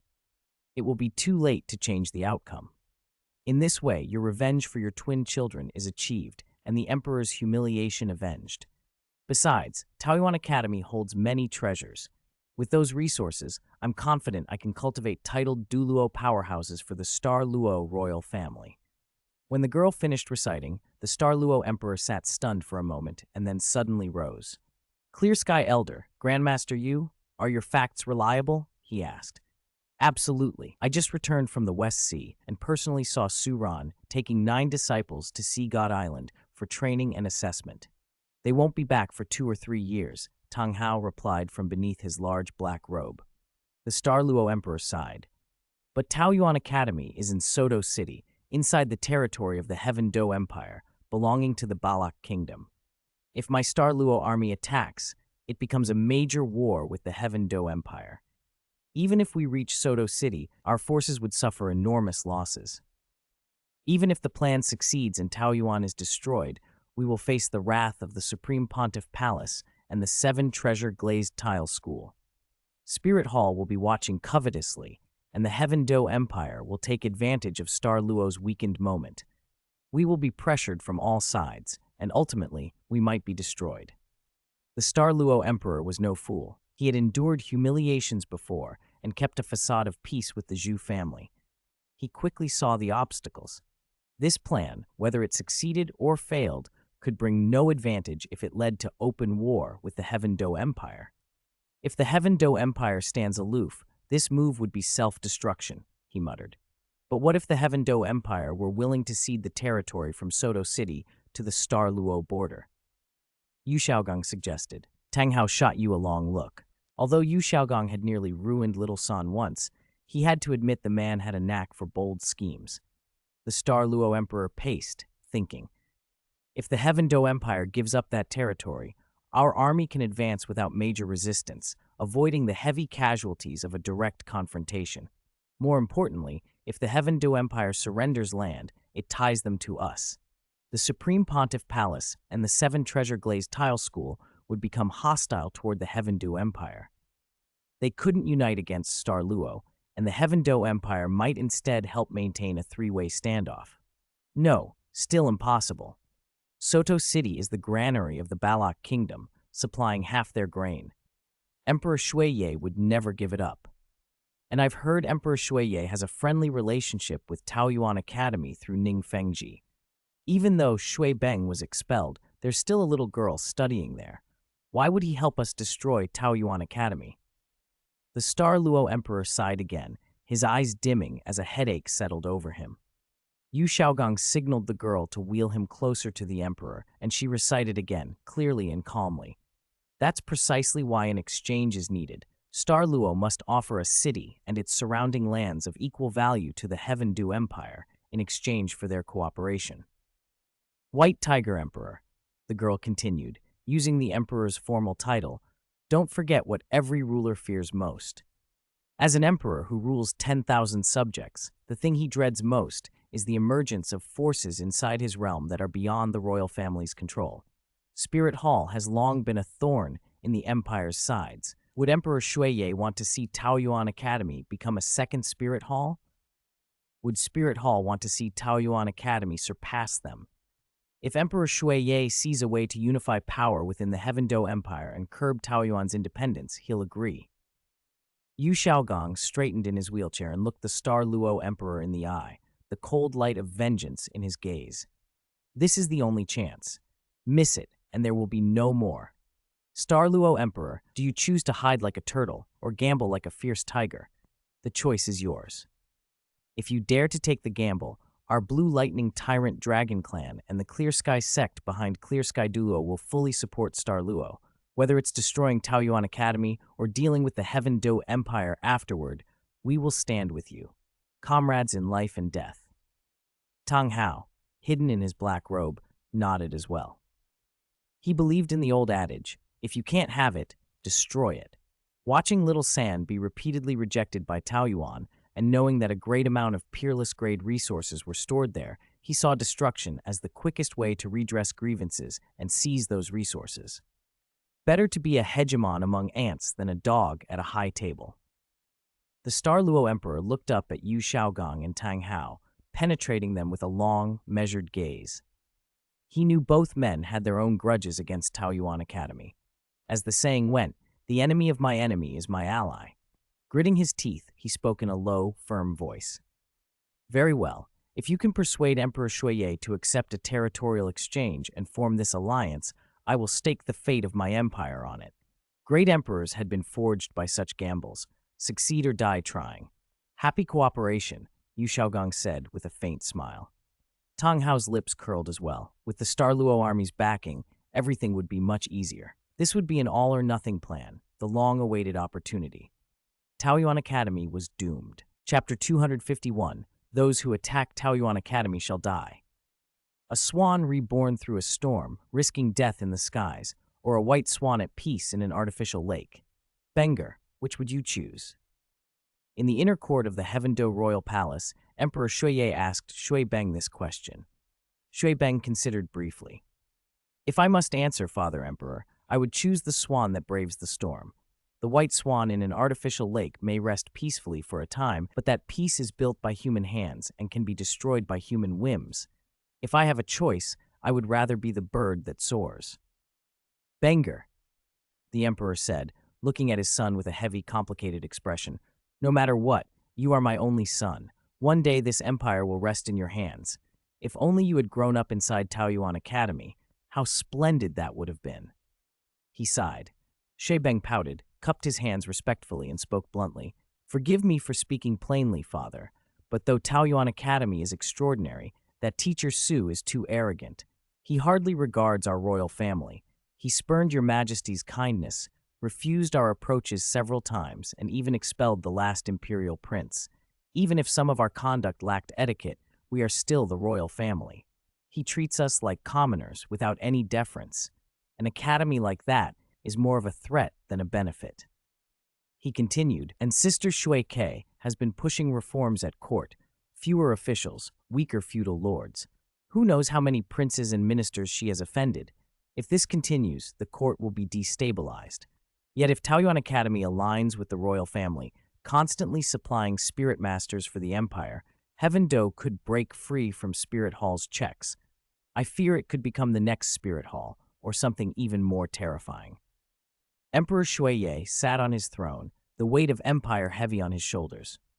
He had already received the Star Luo royal family's proposal, a joint scheme to remove Taoyuan Academy. It had been presented as a mutual security measure, a friendly border agreement to cover a secret territorial exchange. Only a few, himself, the Star Luo Emperor, Tang Hao, Grandmaster Yu, and a handful of confidants, knew the true plan. Even if the operation required only the covert exchange of land and subtle aid, the Emperor felt an ominous hammer hanging over his head, as if some inevitable judgment could fall at any time. He saw only two stark choices: Star Luo and Clear Sky Sect perish, or Taoyuan Academy be destroyed. "Benger, you may go," the Emperor finally said. "Let me think further." In the months that followed, the disguise was set. The Heaven Do Empire and the Star Luo Empire signed a public non-aggression pact on the border, hiding the territorial swap beneath it. Grandmaster Yu convinced his father, Yu Yuanzhen, to avenge the insults against Tianxin and Tianheng and to punish those who disrespected their sect. 300 spirit masters were dispatched, led by a level 95 Super Douluo and 2 Spirit Douluo, and Tang Hao personally provoked the Clear Sky sect. He made a dramatic show of atonement by publicly removing his badly damaged right-hand spirit bone, an act that softened old grudges. In the end, Tang Xiao, the current Clear Sky sect leader, and 2 elders agreed to lead dozens of powerful spirit masters out of seclusion to wait for the right moment. The Star Luo forces secretly amassed 500,000 elite troops. 200,000 were sent to the West Sea to lie in ambush. 300,000 proceeded north under the pretense of drills and parades. Speed and surprise were the strategy. 2 months later, as preparations for the Soul Master competition preliminaries were underway in Heaven Do City, Bibi Dong herself had been specially invited in her dual role as Supreme Pontiff and Taoyuan teacher to help set the rules. The chosen day arrived. Teacher Su Ran had taken 9 students to the West Sea for training, leaving the academy unusually tranquil. 3 of the 5 senior sisters, Ning Rongrong, Hu Lina, and Ye Lingling, were assigned to guard Slaughter City, so Zhu Zhuqing and Xiao Wu remained on campus. Yaozi and the Mu sisters, Mu Yunju and Mu Yunteng, kept their steady cultivation. Among those left at the academy were the 2 junior guards, Wang Sheng and Xiao Chenyu, the Zhu Zhuyun and Zhu Zhuyu sisters, and Shui Ke, a named disciple who lived outside the academy. In all, only about 9 students remained on campus. At dawn, peach blossoms glowed faintly in the morning light. Outside Soto City, in a small courtyard, a punch cracked through the day. Wang Sheng, even while getting ready for the morning, continued his practice. His wife, Schwanner, carrying their swaddled infant, walked to the kitchen, bringing out steamed buns, corn, and meat porridge packed into an insulated box. "Brother Sheng," she said, "I heard Teacher Su hasn't returned yet. A few days ago, I went to the academy. There aren't many students staying over. They often skip breakfast. Before Teacher Su comes back, why don't we take turns making breakfast and pastries for the senior and junior sisters? They've helped us so much. It's only right we repay them." Wang Sheng wiped his face, retracted his fist, kissed his wife on the cheek, and with big, gentle hands tickled the baby's nose, laughing. "That's a great idea. But won't that be hard on you? You're at home with the baby and worrying about me. Did you forget my mother lives nearby? She's been eager to see the baby. She'll come and help." "2 people working is nothing," Schwanner replied, cheeks flushing as she pushed him out the door. "Now hurry. Morning reading at the academy will start soon. Even if Teacher Su isn't here, we can't break the rules. Go study, or your food will get cold." A year or 2 had passed since their wedding. The child was a month old. Wang Sheng carried the lunchbox his wife had made, practicing his steps as he walked. He was content. A good place to study, the best teacher, a loving wife, and now a son. Life could not be better. After breakfast on campus, Xiao Chenyu teased, "Godfather senior brother, don't be so smug. I'll find an even better wife than Schwanner someday." "But Sister Schwanner's porridge is really tasty," Wang Sheng said. "It's refreshing and invigorating." Xiao Wu and Zhuqing praised the meal, and the Mu sisters chattered happily. Chrysanthemum Pass delicately led a small, exquisite girl in a peach blossom skirt, unsteady on her feet among the petals, an idyllic scene under the boughs. By dusk, the sky had darkened. Without warning, 30,000 Star Luo cavalry struck with terrifying speed, sweeping in from all directions. Before Soto City's citizens could react, the cavalry had surrounded Taoyuan Academy and formed ranks. Without a word, they surged toward the gates, their goal brutal and singular, to crush Taoyuan Academy and annihilate everyone inside. Behind that first wave, another 250,000 troops were marching to seize the city. Wang Sheng, who had left home in morning light, suddenly found himself fighting desperately beside Xiao Chenyu. Horses and riders thundered like a breaking dam, charging again and again. The Academy's ancient peach paths were soon slick with blood. Wang Sheng's 6 spirit rings, yellow, purple, and 4 black, glowed faintly as he defended the entrance. His Tiger King's arms smashed cavalry horses with single blows, each strike cracking bone and wood. He fought like a man in an empty field, but he could not hold out forever. Xiao Chenyu watched tens of thousands of iron-shod hooves crash forward. The sheer force of a surprise attack by 30,000 cavalry stunned him. Teeth bared, he seized the small peach blossom bell at his side. His form shifted in a blur, his body altered, fur rising, muscles coiling as he became a charging wolf. "Damn you all!" he roared as he hurled himself into the tide of cavalry. "Those who attack Taoyuan Academy shall die." Chapter 252, Blood Stains, Peach Blossoms, Little Koi in Danger. A spirit emperor is a spirit emperor. No comparison to ordinary soldiers, however brave, Tang Hao murmured, cloaked in black on the rooftop 1,000 meters from Taoyuan Academy, especially one trained at Taoyuan. He watched the Star Luo host launch their ferocious assault. Wang Sheng and Xiao Chenyu, one like a tiger, the other like a wolf, had surged out with livid ferocity. They hadn't backed down. In minutes, they had cut down dozens of cavalrymen, a fact that piqued Tang Hao's interest. Beside him, Yu Xiaogang watched the Academy's courtyard turn to slaughter with a rapture that made his heart pound. "Kill them! Kill them all! Taoyuan Academy, Su Ran. This is what arrogance brings. The strong feed on the weak in this world. Everything you hoarded, flowers, techniques, rare skills, will be our spoils. I waited 5 years and almost gave up a dozen times. I thought to die, but every time I pictured your contempt, I couldn't. Today is Taoyuan's ruin and Yu Xiaogang's rebirth. Lu Erlong, Bibi Dong, I'll take back what you owe me." He laughed as the massacre rolled on. Inside the academy, the uproar was noticed immediately. With Ning Rongrong holding Slaughter City, Zhu Zhuqing stood as Taoyuan's senior sister at the academy gates. She stepped onto the Yellow Springs Road and in seconds landed amid the Star Luo formation. The clash was thunderous. She pinpointed her target at once. With a sweep of her 9-yin white bone claw, she rended more than a dozen riders. Her footwork was audacious. She strode over spears and halberds straight for a central command carriage. The Star Luo army marched in square formations, each square led by commanders at Spirit Saint rank or above, but they were like mice beneath Zhu Zhuqing. In less than a few exchanges, she had a commander's throat in a vice and demanded answers. "Did that dog Emperor of Star Luo send you to kill me? If you have a grudge, show yourself. What right do you have to involve my academy?" Her fingers dug into his windpipe. "Who is your supreme commander? Where is he? Tell me the truth, and I may spare you." The commander's eyes bulged. He trembled and stammered. "I don't know. This march was sudden. No supreme commander appointed. Each square has orders. Destroy Taoyuan Academy. Better to kill by mistake than to fail. Whoever first storms Taoyuan gets 10,000 gold. Whoever brings back Taoyuan heads will be ennobled." Zhu Qing's expression didn't change. With a ripping motion, her long fingers pierced his throat. Blood spurted. "If there's no commander, I'll kill each of you until all your leaders are dead." Spirit, possess. Dark demonic sigils crawled over Zhu Zhuqing's skin. A black bead hovered between her brows as wind and thunder powers swirled, hunting targets in the massed ranks. The problem was the Star Luo formation's resilience. When a square lost its commander, it folded into neighboring squares, reforming into larger units.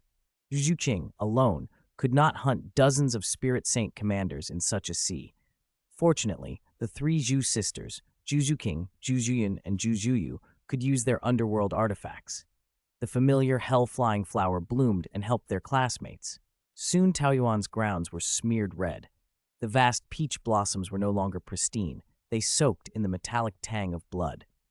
Yaozi wielded the vermilion bird whip technique, now a spirit emperor, her whip of fiery feathers shredding enemies. Mu Yuntang's giant green vine lashed open an obscene wound through a squad, turning men to gore. She danced with the green bamboo sword's shadow, blood running down her forearms. Alone, facing tens of thousands in armor, they were the embodiment of the old saying the white ape once spoke. One guarding the pass can hold 10,000 back. Mom, hide, quickly. Xiaowu released the white rabbit she'd been cradling, sending it racing into the back mountain, and planted herself at the academy gate. Marquise Wu's mysterious gate flared. The Earth River chariot descended from the sky, and within seconds smashed through 100 attackers. Xiaowu, I will die with the academy, one shouted. Senior Sister Xiaowu, give me a ray of moonlight, cried another. Amid the blood and corpse-strewn plains, a young blood-streaked man, his bones exposed, tore a strip of flesh from a Star Luo soldier and ate it, shouting to Xiaowu. She didn't question him. A faint silver glow encircled her, and a full moon rose behind her, casting the same cold light as the waning sun. Silver moon azure wolf, undying body. A savage howl answered. When the silver moon's light washed the field, Xiao Chenyu's eyes bled red. Wolf sigils crawled over his skin. Bone claws pushed between his knuckles. Even when a halberd punctured him, he yanked it free, and the wound knit before their eyes. He shredded an enemy with his claws and plunged into blood-mad fury. Come on, all of you, come at me, he roared. Either you beat me to death or I beat you to death. I'll make sure none of you have a good time. Star Luo Dog Emperor, fuck your mother. Kill, die for me. A scorching wind dragon swept the pass, cracking through dozens and carving out a safe zone behind him. Wang Sheng, face smeared with blood, shouted, Xiao Lauda, don't go overboard. We're outnumbered. Conserve your spirit power. Hold out until our teachers and elders return. They've gone too far, another voice said elsewhere. The Star Luo Emperor actually dares this. How did they slip past the Heaven Do Empire's defenses? No wonder our palace scouts found the Balak border lax lately. The Heaven Do and Star Luo Empires planned this together. So insidious. My little peach blossom koi princess, this place is dangerous. We must leave at once. Inside the academy, Yuguan's heart tore at the sight of Taoyuan's destruction, but his primary duty was the safety of the little koi. He moved to withdraw when a rough voice floated down from the sky. What a beautiful little girl. Such bearing, such looks. Could she be the child of that Suran? This is an unexpected surprise, another voice agreed. Yuguan tensed. The words came from above, cold and careless, and in an instant, the air around the academy felt even more perilous. Chapter 253, Poison spills over the world. Chrysanthemum pierces the heavens. It's you, Tang Hao. And you, Yu Xiaogang. So this is all you're doing. Back then I thought, even if you were guilty, cutting out your tongues and breaking your legs was harsh. If I'd known it would come to this, Dean Su shouldn't have spared you. Blood had already darkened the ditches of the peach blossom grove, seeping into the roots and staining the petals. But when the crimson tide reached the feet of the delicate little girl, the surrounding trees shivered and a shower of blossoms fell, covering the fresh blood. The thick roots of the peach trees even shifted, as if protecting the child from being soiled. Yuguan stood with little Jinli sheltered behind him, eyes fixed on Tang Hao, who hovered in midair. On a side path through the blossoms, more figures emerged, avoiding the main gate where most of the attention was focused. Yu Xiaogong of the Blue Lightning Tyrant Dragon clan, and his second uncle, Yu Luomian. Tang Hao snorted. It doesn't matter. After today, Taoyuan Academy will cease to exist. Suran will be forgotten in the river of history. Yu Xiaogong, slumped in his wheelchair, smiled with ugly pride. He looked toward the little girl behind Yuguan, elated. A true masterpiece of heaven. Little one, will you take me as your master? I can promise you a life. The child, Suran's daughter, was indeed strikingly beautiful. Even barely walking, she radiated an aura that, by bloodline spirit inheritance theory, could carry her to at least the Super Douluo realm if properly raised. Yu Xiaogang's plan was simple: destroy the academy, take the orphaned girl as a disciple, and claim the peace he had been denied when Suran refused him. Yueguan's face darkened. No one present knew what Yueguan had seen of Dinsu's power. Even the elders of the offering hall could not stand against him. Even if the Blue Lightning Tyrant Dragon Clan and the Clear Sky sect joined forces, Dinsu could still protect himself. A cripple who can't speak or walk, and yet you want our little peach garden mistress as a disciple? Are you worthy? Bah! Yueguan snapped, hands on his hips, and pointed at Yu Xiaogang and Tang Hao. My advice? Run while you can. Hide yourself, cripple your cultivation, and live out a few ordinary years. Otherwise, you'll die without a tomb, and your clan will have nowhere to hide. Yu Luomian bristled. What arrogance! Before your spirit hall even split, you wouldn't dare declare the destruction of my Blue Lightning Tyrant Dragon Clan. A newly formed academy dares to speak so wildly? Yueguan glanced at him like he was nothing. A worthless man who hasn't even reached level 90 dares to speak to me? Get out! Yu Luomian's composure wavered under that aura, but he forced his voice steady. Still stubborn at the end. Whether Suran lives or dies, no one who stays in Taoyuan Academy today will escape. You're courting death, Yu Luomian snarled, and in the same motion, a Qirong Tongqian chrysanthemum blossomed in Yueguan's palm. With a flicker of spirit power, the chrysanthemum's petals formed a spinning wheel and flew at Yu Luomian. His spirit manifest blasted him backward dozens of meters. A dark stain bloomed on his arm. A Super Douluo's basic power still carried lethal force. Tang Hao coldly interrupted. Enough! Yu Xiaogang, do as you please with disciples, but if you raise a tiger to trouble these people, I'll be the first to see you punished. He lowered his hand, revealing the clear sky hammer. 9 spirit rings flashed around it. One chrysanthemum, he said. I regret not smashing you when I had the chance.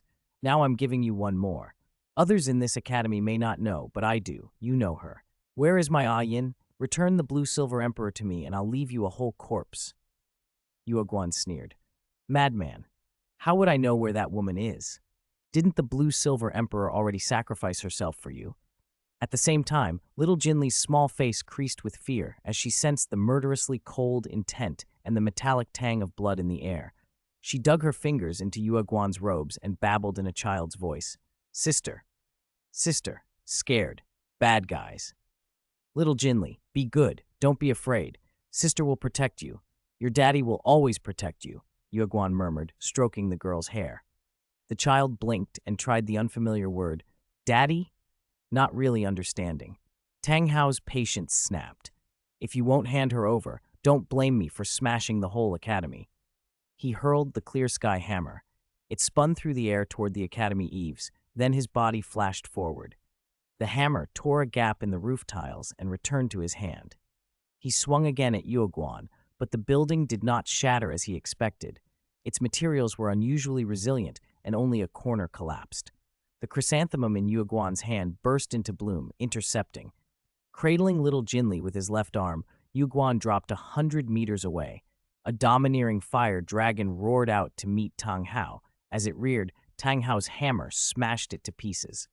The fire dragon was none other than Liu Erlong, the Taoyuan janitor. You've gone too far this time. Do you know what you're doing? Liu Erlong snapped, indignation roaring louder than the fragments of spirit. Erlong? Yu Xiaogang started, then tried to bargain. You were part of the Blue Lightning Tyrant Dragon Clan, Erlong. You've reached the 8-ring Spirit Douluo realm. Stand with us now, and you might still save yourself. Yu Luomian's eyes widened as 8 spirit rings, an 8-ring Douluo's mark, flickered beneath Liu Erlong. But Liu Erlong's stubbornness had always been her strongest trait. She spoke, wounded and unyielding. I'm not of the Blue Lightning Tyrant Dragon Clan. I'm of Taoyuan Academy. If you want to harm little Jinli or take her away, you'll have to step over my corpse. Despite their old enmity, little Jinli was the child of Yueguan's old rival, Bibi Dong. Liu Erlong stood in front of the girl without hesitation. Little Jinli was also Teacher Su's only child. She would protect her. Foolish, Yu Luomian spat. Erlong, with your level, you could be second in command back in our clan. Why throw your life away with Taoyuan Academy? You don't understand, Liu Erlong answered, flames of spirit power surging. We believe in Teacher Su. We believe this academy's won't be extinguished. Yu Guan took a breath and turned. Employee Liu, retreat. You can't stop them. I'll entrust little Jinli to you. Take her and leave the academy for now. She slipped the child's tiny hand into Liu Erlong's. The moment their palms met, Liu Erlong trembled as a strange, sudden emotion rose within her. For an instant, Yu Guan moved before everyone. Old poison, she called toward the flower and herb garden. For 20 years you've tormented me, always one step ahead. You fled while I suffered. You strengthened your poison body. Now we'll finally settle that score. A voice answered from the shadows, amused and cold. Stop your theatrics, old woman. I saw you fight for Dean Su's woman like you'd die for her. I couldn't be bothered to argue. But these wretches have underestimated us. A figure in green and white robes stepped forward. Dugubo. Tang Hao, Dugubo purred. You still dare show your face? Want me to break your other hand too? Zhuhua Guan, Tang Hao sneered, sneering back at Yuo Guan as the two traded barbs. Care for a contest to see who kills more? You old poison, Yuo Guan shot back. With one strike you would take whole regions. Who could outkill you? But I'll compete. Then, at the edge of Taoyuan Academy, a purple-black haze rose like a sunless storm. Poisonous qi crawled through the air. Anyone who inhaled or touched it found their skin blackening, rotting, and within minutes dissolving into a puddle of putrid liquid. 100,000-strong army shuddered in terror at the sight. Poison spilled over the world, its reputation enough to turn stout hearts to stone. And as the toxic cloud poured outward, a pure, blinding holy light bloomed from Yue Guan, a chrysanthemum of such brightness it seemed to pierce the heavens. The light cut through the poisonous night, sweeping over the ranks like a divine blade. Those who approached the peach blossom grove, die! Chapter 254. Princess Shuiqi's image appears, the final moment of danger. Retreat, fall back to the peach blossom forest. The peach blossom array the master left behind. Every peach blossom tree is a soldier. It's the poison guardian's emerald phosphor poison. Outside Taoyuan Academy, the scene of former prosperity had collapsed into chaos in a matter of minutes. The nearby guard units from the Seven Treasure Glazed Tile School and the Supreme Pontiff Palace had engaged the invaders, but their numbers were far too small against an army of hundreds of thousands. Even with the Hell Revolver configuration, 100 men cutting down nearly 1,000 still amounted to less than 1% of the enemy force. During the reloading intervals, they were overrun by the Star Luo army. Zhu Zhuqing had grown exhausted from killing. In 15 minutes, she had elegantly hunted down 5 Spirit Saint rank commanders from the Star Luo formation, leaving a trail of fear and retreating to the academy gate covered in blood. Wang Sheng and Xiao Chenyu fought on stubbornly, bodies riddled with sword and spear wounds. Xiao Chenyu, in particular, fought with reckless ferocity, devouring, flaying, slaughtering every enemy he met until many Star Luo soldiers dared not press forward. This won't do, one of them panted. The Peach Blossom Array is great defensively, but it can't hold against 100,000 charging troops. The emerald phosphor poison is deadly, but it won't last. In a few hours it will be diluted. No matter what, I will live and die with the academy, Zhu Zhuqing said through clenched teeth. I'd rather the master return to find my corpse than to hand him back a ruined academy. Xiaowu and Mu Yunju also fell back. Their spirit power had been drained to the limits, but the flowers and pills the master had left behind kept them fighting capable a little longer. The Star Luo commanders were not fools. Seeing the Peach Blossom Branch and the Poison Guardian, both of which had slaughtered tens of thousands in short order, they shifted tactics. Bowstrings twanged, and the sky filled with flaming arrows, feathers of flame, red as blood, arcing toward Taoyuan Academy to set it alight. When the wall of fire behind the 100,000 troops became visible, Wang Sheng and Zhu Zhuqing, having managed a brief rest, rose again. The Star Luo Empire is monstrous, Wang Sheng snarled. They came to destroy the academy. Then let them take our lives, Zhu Zhuqing replied. Senior brothers, junior sisters, we are bound in this life. We are students of the academy. We learn from the master. If there is a next life, I want to be your fellow students again. A faint, strange smile crossed Zhu Zhuqing's blood-smeared face as she looked at Xiao Wu, Wang Sheng, Mu Yunju, and Yao Zi. It was a smile equal parts resignation and resolve. Bloody hands overlapped, eyes hardened to stone. "Kill!" they cried. At that cry, the 6 students, Zhu Zhuqing, Xiao Wu, Wang Sheng, Mu Yunju, Yao Zi, and Mu Yunteng, none of them cowards, charged into the heart of the Star Luo army, cleaving straight toward the enemy archers in the rear. Prince Xuexing, immediately muster the nearby Heaven Do troops and mount a national defense. The Star Luo Empire has not only targeted the continent's most promising academy, but it has invaded Heaven Do territory. Soto City is within the Heaven Do Empire. North of Soto City, Xueke and Tang Yuhua had been picked up in advance by Prince Xuexing. From the carriage, they had seen Soto City suddenly ringed by hundreds of thousands of Star Luo troops. Princess Xueke, who had studied at Taoyuan Academy for a year or two, turned to Prince Xuexing, aghast. Tang Yuhua ordered the carriage to stop, stepped onto the yellow earth, and looked back toward the smoke rising over Soto City. In the distance, she could make out the Clear Sky sect moving in a streak. "This is a premeditated campaign of annihilation," Xueke said urgently. "Taoyuan Academy is the Empire's finest. If Star Luo seizes Soto City, the consequences will be unthinkable. Little Princess, Pavilion Master, please don't act rashly. I was ordered by His Majesty to take you back to the palace. It just happens that the Star Luo army is attacking. His Majesty must have been aware of Star Luo's movements. This place is too dangerous. We must return to Heaven Do City immediately," Prince Xuexing replied. "So my father intends to abandon Soto City?"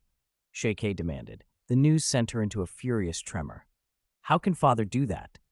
Soto City is the granary of the Balak region, and it has my beloved academy, an important imperial territory. How can he simply abandon it? And even if he plans to abandon it, he should first alert the citizens to evacuate, tell my classmates and teachers to prepare defenses and retreat. How is there no message at all?" "Uncle Xuexing, there are probably over 100,000 Star Luo soldiers in Soto City. That number is enough for a lightning campaign of annihilation, all staged right here. Where will their rations come from? I've read in Taoyuan Academy textbooks that in a lightning war, regular logistics can't keep up.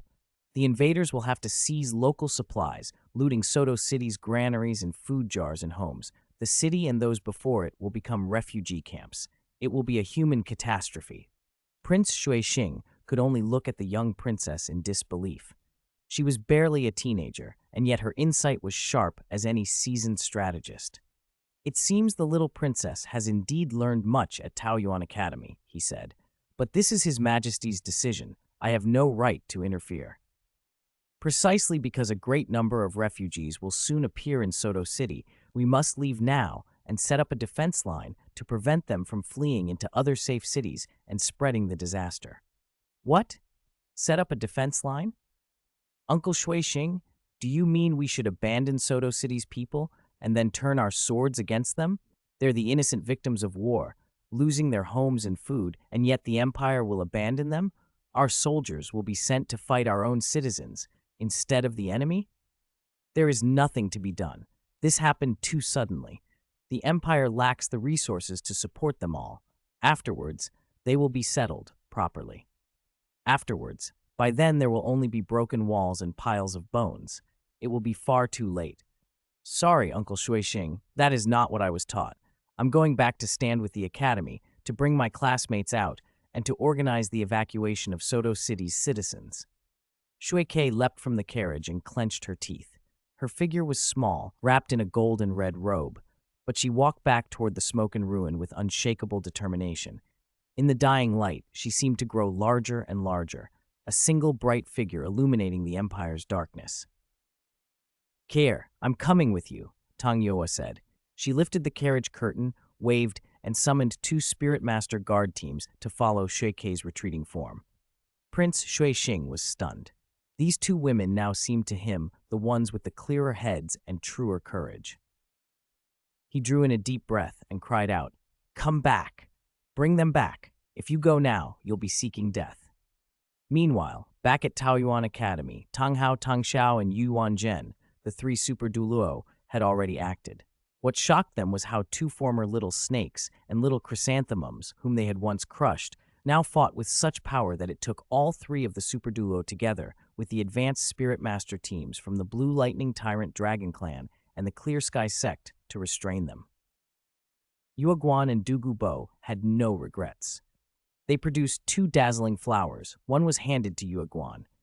Then, raising their voices to the sky, they shouted, "Zhuhuaguan, if we fall, the academy may not hold.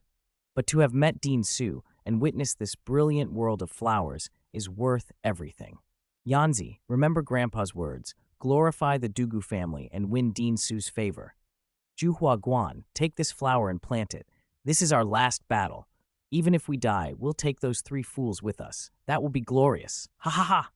Their laughter rang out over the battlefield as the sky burned and the last desperate fights began.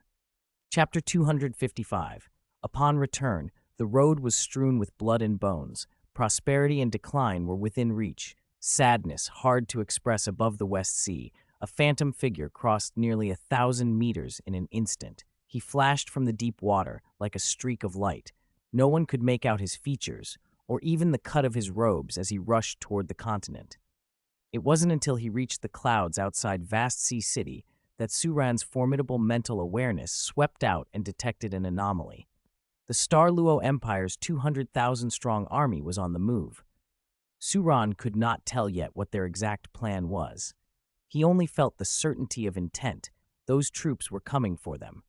He sent a brief command to the forces still in the sea behind him. "Remain in the water and watch the Star Luo troops. I will handle them once I learn the truth." "We obey," came the quick reply. Shui Binger and Shui Yuer, sensing the urgency, did not press to follow him back to the academy. They obeyed without argument. There was no time to waste. Without pause, Suran spread the cloud dream immortal wings. The peach blossom shadow stirred the air, and he shot across the darkened sky like a living comet. By the time he landed, he was already outside Soto City. Dawn was breaking. Taoyuan Academy and the city had been fighting the Star Luo army, the Clear Sky sect contingent, and the Blue Lightning Tyrant Dragon Clan all through the night. The stench of blood hung in the air. People in tattered, dirt-streaked clothing fled from the city in ragged lines. Small patrols of Star Luo soldiers prowled the roads around Soto City. Refugees paled at the sight of them and tried to slip away. When caught, they were searched and stripped of whatever gold, silver, food, or supplies they carried. Women who attracted the soldiers' attention suffered worse. The doors of almost every house in Soto City had been kicked in, rooms were overturned, and soldiers ransacked and looted. Here and there, children who had not escaped huddled in corners, shaking and whispering, "God, save us."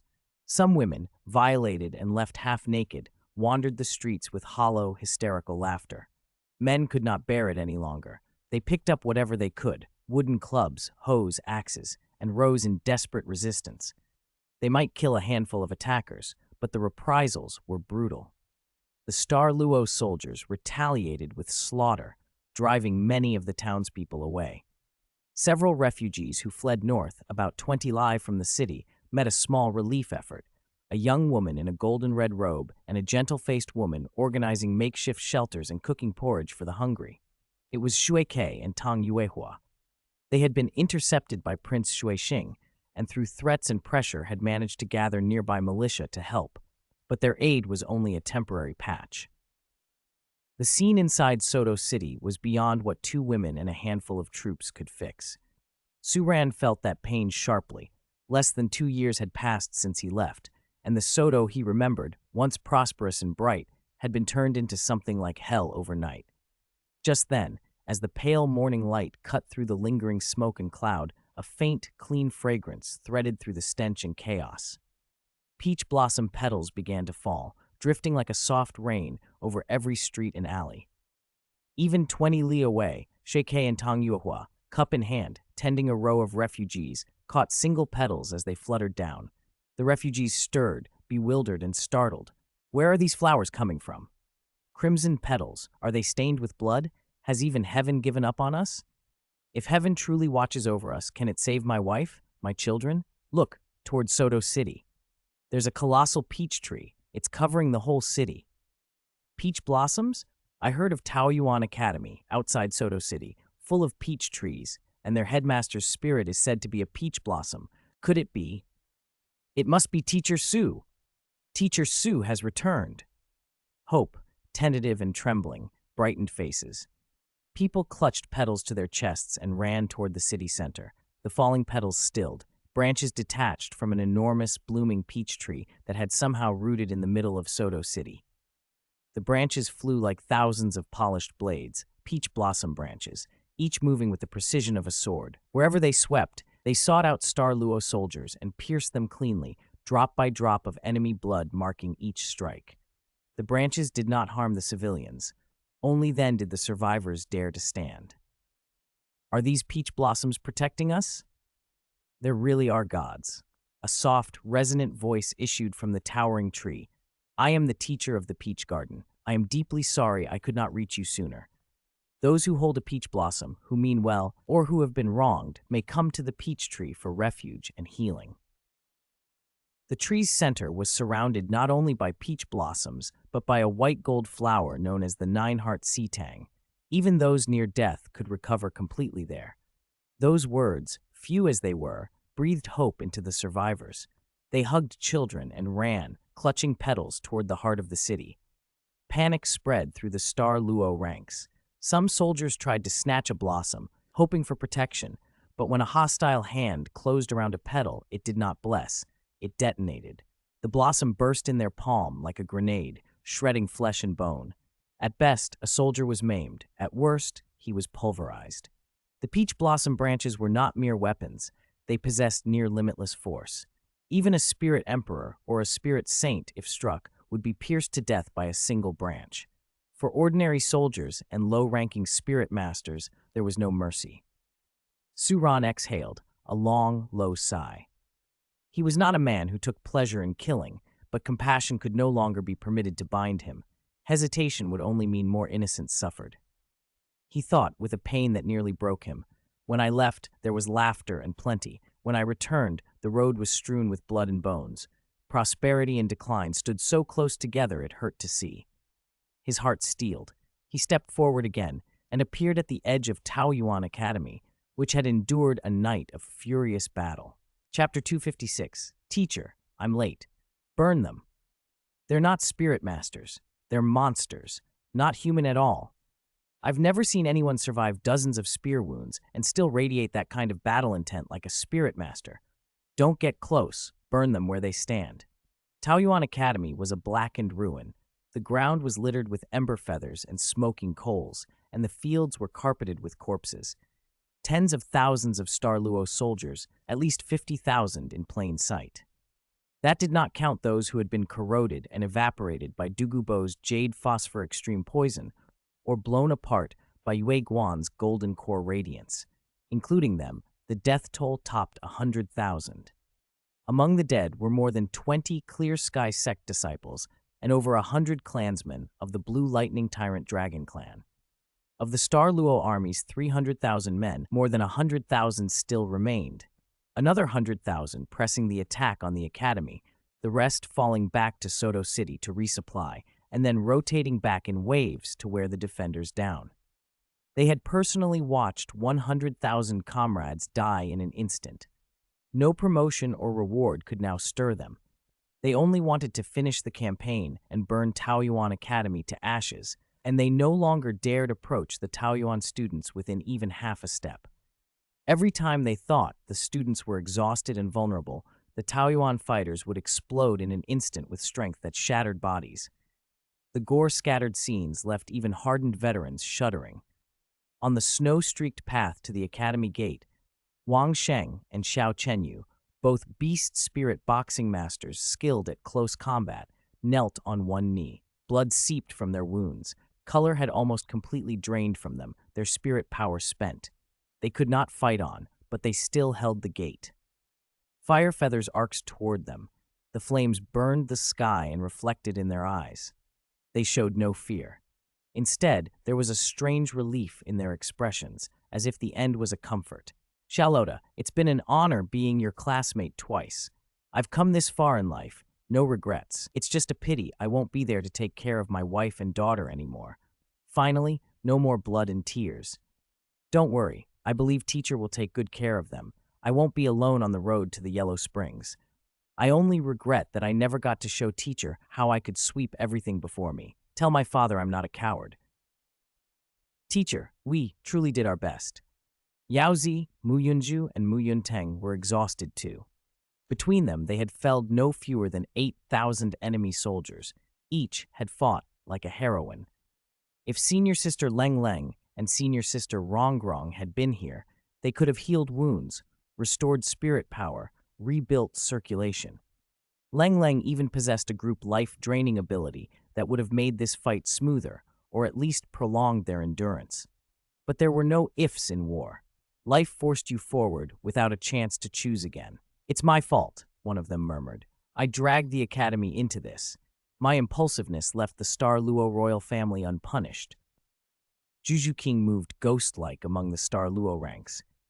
She had leapt through enemy lines to hunt down a spirit Douluo rank commander.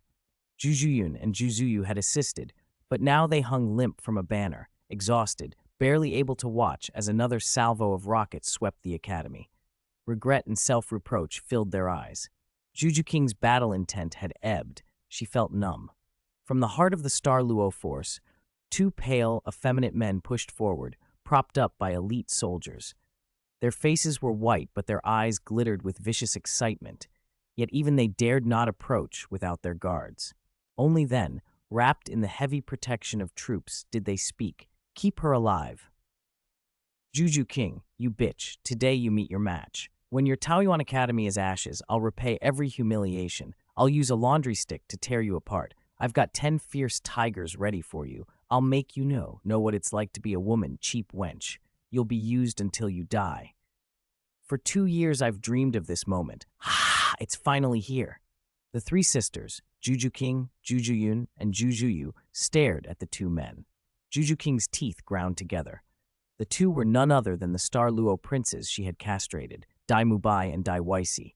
Even in death, she swore, they would not be left to such hands. That's right, it's us, Dai Weisi crowed. This is what happens when you offend the royal family. Not just you, your entire Zhu clan. Don't think you can hide forever. When Taoyuan Academy is destroyed, I'll find them one by one. You didn't want to marry into our royal house, did you? Fine. The Dai family will keep your Zhu family as livestock, our women's slaves for generations. If we tire of them, we'll send them to the camps as comfort women. Their laughter was high-pitched and cruel, like eunuch shrieks. They had fantasized about this day for years. Now they were almost drunk on a twisted satisfaction. But the moment of triumph never came. Behind the Star Luo lines, in Soto City, a towering divine peach tree suddenly rose into the sky. Its roots sunk deep into the earth. A spray of innumerable peach blossom branches burst forth from the tree and in an instant cut down thousands of soldiers. Within a blink more, blood flowed in rivers as tens of thousands of armored men fell. 2 branches struck the princes on the crown of their heads, pinning them in place. Your crimes are too vile for mere death, a voice intoned. The 10 halls of Yama are more fitting. A faint young figure arrived beneath the rain of blossoms. Before Dai Weisi and Dai Mubai, there opened a massive hall of Yama that sucked them in. They were rolled on a mountain of blades, shredded into bloody pieces, plunged into rivers of ice, then into steaming cauldrons of flame. Their skin tore and flesh was mangled, their faces unrecognizable. At the same time, the 9-heart sea tang and the 9-treasure glazed tile pagoda blossomed into radiant light. Healing and spirit power unfurled as a warm peach breeze and wrapped the fighting students of Taoyuan Academy. Strength and warmth returned to their limbs. They looked, breathless, toward the divine peach tree that reached to the heavens, a lone, salvific presence in the ruined world. Under that towering tree walked a figure of extraordinary grace. He did not hurry. He simply moved, and in the time it took a few heartbeats to pass, he arrived among them. Wherever he stepped, blood spattered and corpses fell. Soldiers were broken and scattered. Yet his face was unmarred, peerlessly handsome, like a sliver of celestial light that hung in their eyes. Teacher, I'm late. Chapter 257, Children, this is your battlefield now. Teacher, sister, am I dreaming? That was really teacher. Teacher is back. Reborn through blood and tested by life and death battles, several of them were changing again.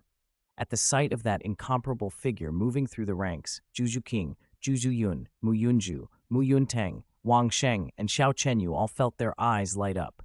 Outsiders could not understand the salvation that washed over them in that instant. But Teacher Su Ran did not linger. His ethereal form swept across the sea of blood and left behind only a single sentence. Children, this is your battlefield now. Kill as you will. No one misunderstood. The surviving guards of the 7-treasure glazed tile school craned their necks at the gigantic 9-story golden glazed tile pagoda that had appeared above Peach Garden Academy and gaped in awe. Rumor had it that the young sect master, Ning Rongrong, of Peach Garden Academy, had an unmatched 9-story golden body glazed tile pagoda. Seeing a similarly vast golden pagoda in the sky, they assumed she had returned. They had no idea that this was not Ning Rongrong's treasure at all, but Su Ran's transformed spirit, the 9-treasure Vajra demon-suppressing pagoda born from the disciples' shared spirit. The glazed tile had turned to Vajra. Demon-suppressing runes flashed across its surface. It hovered over the battlefield, terrifying enemies and bolstering allies with miraculous power. Blood-tinged peach blossoms fell like white snow. Unless a soul fled, a spirit scattered, or a body was utterly shattered, those caught beneath them would not die. Their flesh and bones would regenerate. 9 of the 10 halls of Yama manifested beside the Vajra pagoda, devouring blood chi and feasting on slaughter. Even the evil souls suffered torment within them. The screams of thousands of Star Luo army soldiers' trapped souls wrenched through the air. With their teacher's command and the sight of his face, the disciples' hearts swelled with hope and new strength. Their eyes turned fierce and resolute toward the Star Luo army that had come to destroy their academy. To them, whether a man was a spirit master or a strong ordinary soldier, an invader was an executioner, an enemy of the land, and that would never change. Kill! Zhu Zhuqing's eyes went red. Her 100,000-year spirit ring flared. From the 10 halls of Yama poured a swarm of blood-red bats that tore through armor and flesh. In a matter of moments, just 8 or 9 students, driven by rage and empowered by the pagoda's might, routed vast swaths of the Star Luo army, forcing their retreat, step by step. The fragile will that had been propped up by numerical advantage and the leadership of the Blue Lightning Tyrant Dragon Clan and the Clear Sky sect collapsed completely. With the arrival of the Peach Blossom Immortal Teacher, the Star Luo army lost more than 40,000 men in minutes. Such losses shattered morale. Run! Run now! We can't win! I want to go home. Even if it means breaking regulations, I'd rather try to survive. Cowardice and the fear of death spread. Some turned and fled without hesitation. No general attempted to rally them or punish deserters. There was no one left to issue orders. They were running for their lives, searching for a way out, and abandoning the plan to annihilate Peach Garden Academy. They could not leave so easily. 2 years earlier, when Zhu Zhuqing had decided to bring her grievances to the Star Luo Empire, Su Ran had begun drawing a grand formation beneath and around Peach Garden Academy. It took months to complete. It was called the Blood River Peach Garden Grand Formation, and it had only 2 ways to be activated, by Teacher Su Ran himself or by the call of blood and hatred, the desperate cries of the Taoyuan students. When pupils wearing the Peach Blossom token collectively fell into a life-or-death crisis within the formation and were unable to turn the tide, their spilled blood and despair would converge beneath the earth and trigger the Blood River Grand Formation. Instantly, a peach blossom bloodlight shot into the sky, covering a 10-li radius around the academy. On that ground, peach blossom patterns flickered, and the flying, blood-colored petals circled the Taoyuan students like a supreme weapon, launching a counterattack on their behalf. Any soldier or spirit master who tried to escape the formation had their throats cut by the countless petals, their life force consumed, slaughtered like chickens. Zhu Zhuqing had once used the 10 halls of Yama in Slaughter City to punish the wicked. Those punishments were the most severe anywhere. Now her 10 halls echoed with the justice released by her teacher. She heard the agonized cries of Dai Mu Bai and Dai Weici under the hall's judgment, souls being gnawed by wild ghosts, bodies alternately frozen and burned, flayed piece by piece as drops of hell dew dissolved into their blood. They remained human in form, but within the 10 halls they were disheveled, bloody husks, more like wailing spirits. Around them, the tormented souls of the Star Luo army clawed at the living. Second Prince, give me back my life. You destroyed our empire. You deserve to die. Zhuqing, can you hear me? Please. I was wrong, truly wrong. Let me go.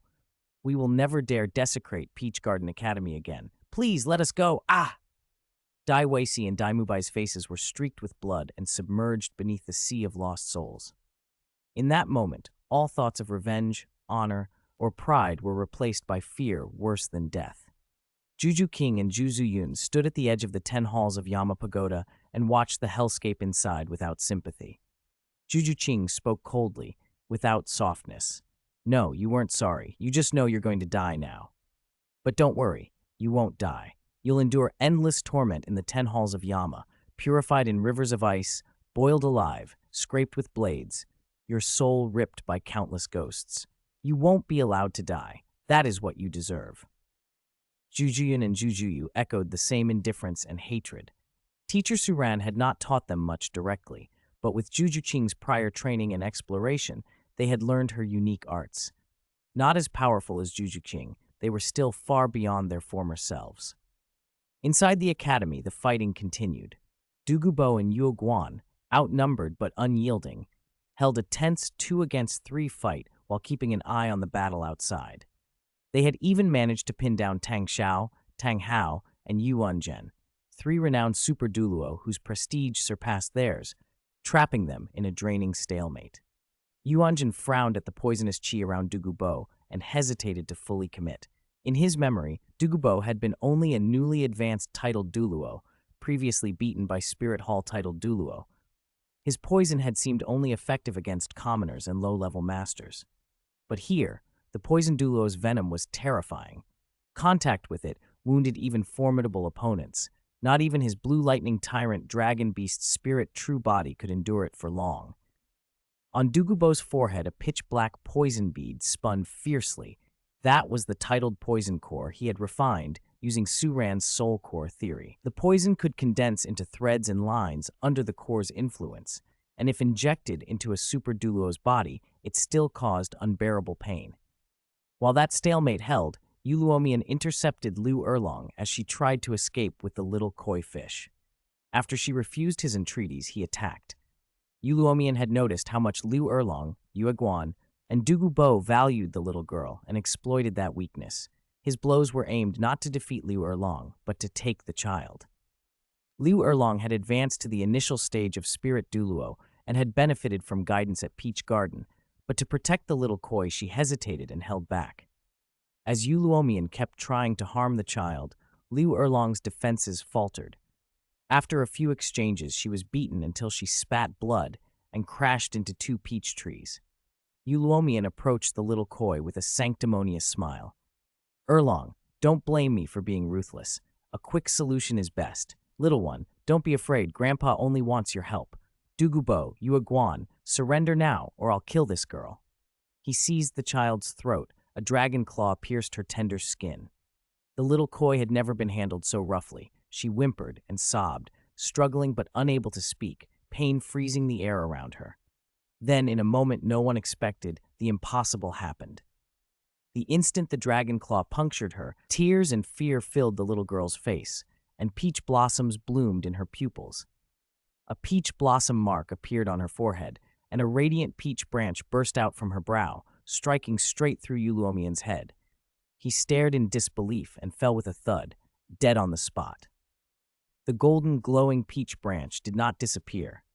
It lingered around the little koi fish, wrapping her in a protective light. Chapter 258, The Peach Blossom Golden Ring Appears. I am the master of this world. What's happening? What's wrong?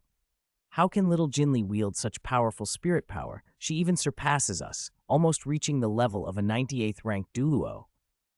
Little Jinli, are you all right? Auntie is to blame for being useless. Liu Erlong, bloodied and barely able to stand, crawled to little Jinli's side. She knelt, wiped the blood from the girl's neck, and checked her over. Little Jinli, soothed by the gentle presence of the peach blossom branch, had stopped crying. her wide eyes fixed on the branch at her side with an unmistakable sense of kinship. She waved her hand, indicating what it should strike. Hit! Bad guys! The child's big, bright eyes stared straight at Tang Hao and the others. She pointed, and the platinum peach blossom branch shot out. Tang Hao stumbled backward 100 meters the moment the branch streaked toward him, fear written across his face. This is Suran's power. I can sense it. It's his. Suran is supposed to be in the West Sea. He's not here. How could his power show up? She's Suran's child. You idiot! You fool! This is the kind of recklessness the Blue Lightning Tyrant Dragon Clan is known for. Even Yu Anjin, feeling the mysterious qi emanating from the branch, took 2 steps back to avoid its cutting edge. Tang Hao's insults about Yu Luomian, who had given his life a sword through his skull, earned him a glare from Yu Yuanzhen. Tang Hao, show some respect to my sect. My second brother only tried to break the stalemate by taking a hostage, Yu Yuanzhen said coldly. After this battle, I still have to settle things with you. What did you and Xiaogong say before? That with the power of a few of you, you could sweep through Taoyuan Academy.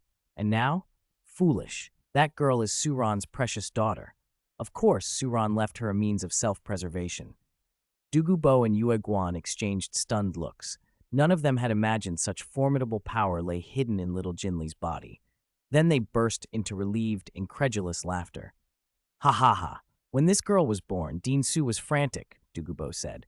To raise her, he gave countless instructions, wrote half a manual on raising a daughter. Of course, he'd leave a trump card for her protection. If we'd known she had this, we wouldn't have been scrambling over her safety. When Dean Su gets back, I'm going to give him a piece of my mind. He kept this card secret, almost scared me to death just now. Dugu Bo sighed and cursed Suran under his breath. Thanks again, Old Poison and Chrysanthemum Douluo.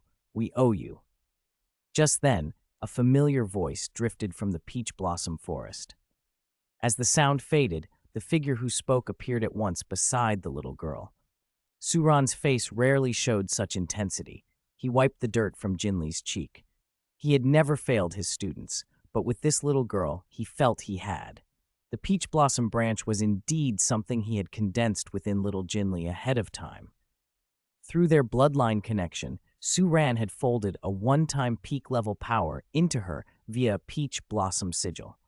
When danger came, the branch could manifest with strength comparable to a peak Douluo for 3 minutes, and aligned with little Jinli's will, would slay all enemies. Suran doted on his daughter. The Blood River Array, protecting the Academy, required the collective blood of Taoyuan disciples and a true life-and-death will to activate, but the Peach Blossom Sigil did not need an imminent life-or-death trigger. It only required that little Jinli's mental state become sufficiently tense and she perceived danger. Then it would open a space and release its power. Yu Luomian, who had intended only to take little Jinli hostage to threaten Dugu Bo and Yue Guan, had never planned to kill her, but he still ended up dead.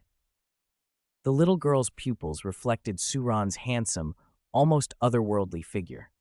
Her mouth opened in surprise. Not knowing how to address him, she stumbled over her words. Brother. Handsome brother. It's Daddy. This is Daddy. Lu Erlong blinked, startled. She recovered herself, corrected the child, and hurriedly guided little Jinli. Little Jin. Little Jinli doesn't want to go, wants to be with handsome Daddy. Little Jinli, he's your daddy. Your daddy, your very best daddy in the world, Lu Erlong soothed, gathering the girl in her arms. The best. Daddy? Little Jinli stared in awe. Suran forced a tired smile and gently ruffled her hair. Sister Lu, please look after Jinli. I just came back. I don't want her to see me kill anyone. Okay. Lu Erlong held little Jinli close. She had never seen Dean Su say he was going to kill someone. This was the first time. Little Jinli, clinging to Suran's clothes, was reluctant to let go. If you don't want to go, then you don't have to, Suran murmured, and then, to those watching, he added quietly, cover her eyes and ears. Dean Su, but those 3 are all 95th rank Super Douluo. Holding little Jinli might affect your strength, someone warned. It's fine. Just the 3 of them. One hand will be enough. Suran cradled little Jinli in his left arm and held the peach blossom branch in his right. He turned slowly. The instant his gaze landed on Tang Hao, Tang Xiao, and Yu Anzhen, it turned icy and razor-sharp. The look made Tang Hao and Yu Wanzhen's hearts seize. A coldness crawled over them like frost. Tang Hao's instinct was to run. In here? Now! Tang Hao hissed to Tang Xiao, then bolted. Tang Xiao froze, startled at his brother's sudden cowardice, until he noticed why Tang Hao had fled. Su Ran's spirit rings glinted as he moved. 9 rings in all. Black, black, black, red, red, red, red, red, and gold. The peach blossom branch came down from his space ring and shot toward Tang Hao like a comet. It struck him midair, blasting him downward. When the dust cleared, the branch had driven clean through Tang Hao's clear sky hammer and pierced out through his left arm bone in a grisly sight.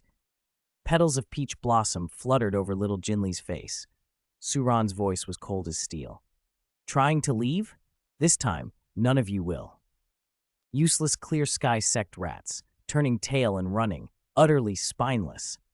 Pa! Yuan Zhen spat as he watched Tang Hao's spirit, the clear sky hammer, begin to splinter and collapse. Tang Hao's left arm was mangled beyond recognition. His body lay heaped in a pool of blood like a dead dog. Yu's contempt turned to desperation. He dropped to his knees before Dinsu with a thud. Dinsu, I'm not like those brutes from the Clear Sky sect. My blue lightning tyrant dragon clan was deceived into coming here by them. Please, spare us. Cold sweat soaked his back. Yu Wanzhen had fought Dinsu before and knew he could not win. I've spared you once already, Dinsu said flatly. Don't treat me like a groom who unties the stable every time. A flash of peach blossom light and Dinsu slit Yu Wanzhen's throat. Yu gave a muffled sound and crumpled, his head separated from his body. When the golden spirit ring appeared above him, there was no hope left. Dinsu's eyes darkened as he cast his ultimate skill, soul capture. The advanced form of the soul capture technique invaded the half-dead Tang Hao's mind, sifting through memories and revealing the whole chain of events. Yu Xiaogang, Tang Hao, the Star Luo Emperor, even the Tiando royal family, how it all began and how it unfolded. The comprehension of that cause and effect made Dinsu's already icy expression even colder.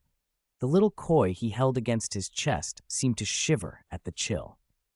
In that instant, Dinsu made a decisive choice, one that would reshape the balance of power on the Douluo Continent and clear the way for Taoyuan Academy's future. He pressed the koi's head closer to him. Amid the blood-stained peach blossoms, a colossal statue of Yama rose from the ground and seized Tang Hao and Tang Xiao, hurling them into the 10 halls of Yama. Dinsu had always recoiled from torturous executions as inhuman. Still, for cruel men who deserved it, such methods were fitting.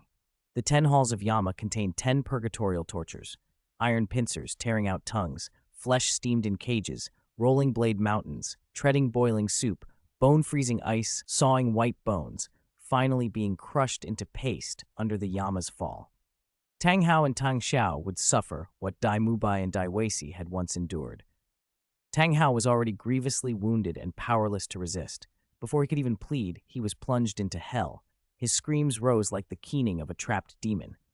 Ah, ah! Dinsu! Dinsu, I hate you! I hate you! If not for you, Little San would have become the greatest disciple in Clear Sky sect history. And my Ah Yin! Where is Ah Yin? You ruined everything. From the torments came pained, bubbling cries as Tang Hao was scalded in boiling water, his skin reddening and blistering. Dinsu stood at the rim of that hell, a thread of spirit power, guiding a pot that had floated up from behind the academy. The pot contained a brilliant blue-silver plant. He aimed it into the chamber like a trivial offering and regarded Tang Hao calmly. Is this the Ayin you're looking for? He asked. Ayin, that's my Ayin. It's you. You ruined my son and you stole my wife. You drove me to this. Tang Hao raged. No, you walked down this path yourself. The gate to the fire soup layer slammed shut. There was no escape. In Tang Hao's last desperate glance, the blue-silver leaves in the pot trembled and a gentle blue-silver spirit body, a little girl, emerged. She cocked her head, looked up at Dinsu with adoration and asked, puzzled, Master, that person looks strange, like a dog. Do I know him? Perhaps. You knew him long ago. The blue-silver emperor, also called the blue-silver grass or immortal grass, leaves behind seeds at death that can be reborn. If a seed fuses with the spirit ring and spirit bone power from its previous life, it can recall fragments of memory. But this Ayin was clearly only a reborn blue-silver grass given rare nutrients, no impurities, no full recollection. For Tang Hao, that last scornful, distant look from Yin made one thing clear. He had sent his wife into a wolf's den. There was no time left to regret. Hell closed over him, and his screams were cut off. Yin is alive! Tang Xiao cried as the giant Yama hand held him aloft. He watched Tang Hao sinking and then saw the appearance of Yin. His heart ached and fury boiled over. I never thought someone with the face of an immortal would be so cruel, he spat. Yin, it's Brother Xiao. Don't you remember us? A disciple of Clear Sky Sect can be killed but not humiliated. With his back to the wall, Tang Xiao unleashed his trump card. Great Samurai Hammer, Ring Explosion. When Tang Xiao had first entered the titled Douluo realm, he and his brother had relied on a simultaneous 9-ring explosion to severely injure the Supreme Pontiff and 3 titled Douluo. Ring Explosion drains every ounce of spirit power in the body and incapacitates one for a long time afterward, but its destructive force is terrifying. Dinsu didn't respond with a spirit ability. He simply lowered a great palm and poured his vast, purified spirit power into the king of Yama. The two forces collided with a thunderous impact. Tang Xiao was blasted down into hell, rolling through the 10 tortures at breakneck speed. When he blinked back to consciousness, the Yama's fall was already descending. Bang! Silence. The onlookers, Liu Erlong, Du Gubo, Yu Guan, and the rest, stood stunned. The opponents who had been giving them such a fierce fight were now like ants under Dinsu's hand. They had heard that Taoyuan students trained unique ultimate skills whose potential rivaled theirs. Now they had seen what those techniques could do when cultivated to the late stage. To possess the 10 hells like that, enough to kill a super Douluo outright, was beyond imagination. He's so strong, someone whispered. Dinsu's cultivation must have reached the very peak of the Douluo Continent, another said. A golden spirit ring, what level is that? Their shock only deepened as the 3 powerhouses, Yu Yuanjin, Tang Hao, Tang Xiao, were eliminated. Taoyuan Academy's situation stabilized at last, yet Dinsu's face remained grave. His academy had undergone a terrible trial and come out changed. There were still grievances to settle with the 2 empires, and one person inside the academy who deserved to die, yet had not. Chapter 260. The Maid Brutally Murders Yu Xiaogang. While Tang Hao, Yu Wanzhen, and Tang Xiao kept Du Gubo and Yu Guan occupied, someone else slipped away from the fight. Yu Xiaogang, propped in his wheelchair, gestured for his personal maid to push him toward the peach garden flower grove. He wanted the peerless and sub-peerless grade plants that clustered there. His eyes shone at the sight of them. Are these the plants that can make Taoyuan Academy students stronger? He thought. I don't know where they came from, but if even one could change my spirit. He tapped at the little drawing board on his lap, writing in quick, desperate strokes. Go. Pick those flowers and put them in this pouch. He pulled a silver silk pouch from his robes and tossed it to the maid.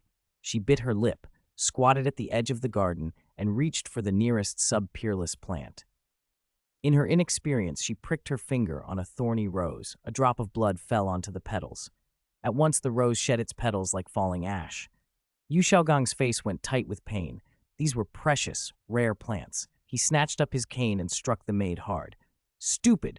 Fool! He spat, his speech slurred and short without a tongue. Rage contorted his features. Keep going. Hurry. If the Star Luo family or Tang Hao found the flowers first, he feared he would be left with nothing. He imagined what one of the plants might do for his spirit power, what it might mean for his title, for the shame of being a crippled spirit master. He drove the maid on, even as the cane left purple bruises on her skin. A peach blossom branch suddenly blocked her path. The maid looked up and saw a young man approaching, calm and grave in his bearing. When Su Ran came into view, Yu Xiaogang's whole body went limp with despair. He knew what Su Ran's appearance meant.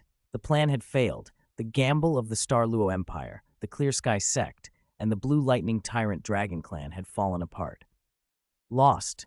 I've lost to you again, Su Ran, Yu Xiaogang managed through his thin voice. Can't you let me win once? Su Ran's tolerance had already run out. He had once tolerated Yu Xiaogang's pretense, his arrogance, his persistence despite pitiful innate spirit power. But he could not forgive what he had done. He condensed a peach blossom branch into a lethal point, preparing to pierce between Yu Xiaogang's brows. Before he could act, The maid dropped to her knees with a thud between them. "There's no need for please," Suran said coldly. The maid's voice trembled as she blurted, "No, I want to kill him with my own hands." Even Suran blinked at that. Yu Xiaogong's eyes widened in terrified fury. The maid pressed on, staring straight at him with a hatred that had hardened into steel. "I was born to tenant farmers who served the Blue Lightning Tyrant Dragon clan. Because my hands were deft and I looked presentable, I was taken into service there as a maid. At first I endured the humiliation, the beatings, but then he came back." She looked at Yu Xiaogong without flinching. "The half-paralyzed, mute young sect master, he chose me to be his personal maid. I thought if I served him well, it would be bearable. For 2 years I lived like that, beaten, cursed, humiliated. He lacked a man's strength, yet he used a wooden cane to beat me, to torture me." She rolled up her sleeves and pulled back the fabric of her back to reveal a map of pale, angry scars. Her voice broke into a sob, but the hatred had not left it. Suran inhaled, then nodded. "Do it." The maid sprung up, eyes blazing. She snatched Yu Xiaogong's cane and, with a practiced hand, drew a hidden dagger from the wheelchair. She didn't simply kill him with a single blow. First, she kicked the wheelchair over and sent him sprawling, face first. Then, knife in hand, she stabbed him again and again, covering him in blood. The violence escalated rapidly. The dagger sliced into his abdomen, tearing through fabric and flesh. Then, in a frenzy born of long-suppressed fury, she drove the blade down into his lower body and began to mutilate him. She disemboweled him, tore out organs, dismembered him with a savage thoroughness that left nothing of him intact. Perhaps the endless abuses she had suffered had splintered her mind.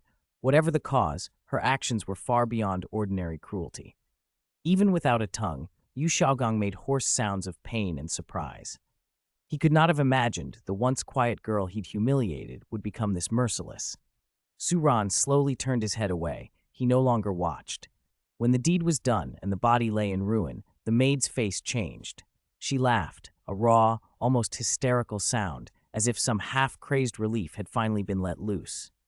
"Thank you," she whispered toward Suran, but perhaps she meant it for herself, thankful to be rid of her tormentor, thankful for release. Then, without hesitation, she slit her own throat with the bloodied dagger. She fell into the same pool of blood she had made, the life drained fast from her.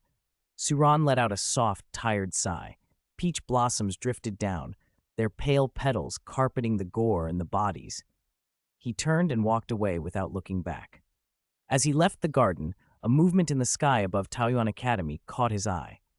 A woman in purplish white hovered between the clouds, 2 small black bags in her hands. She offered him a wry smile. "Teacher Su," she called, "thankfully you're still here."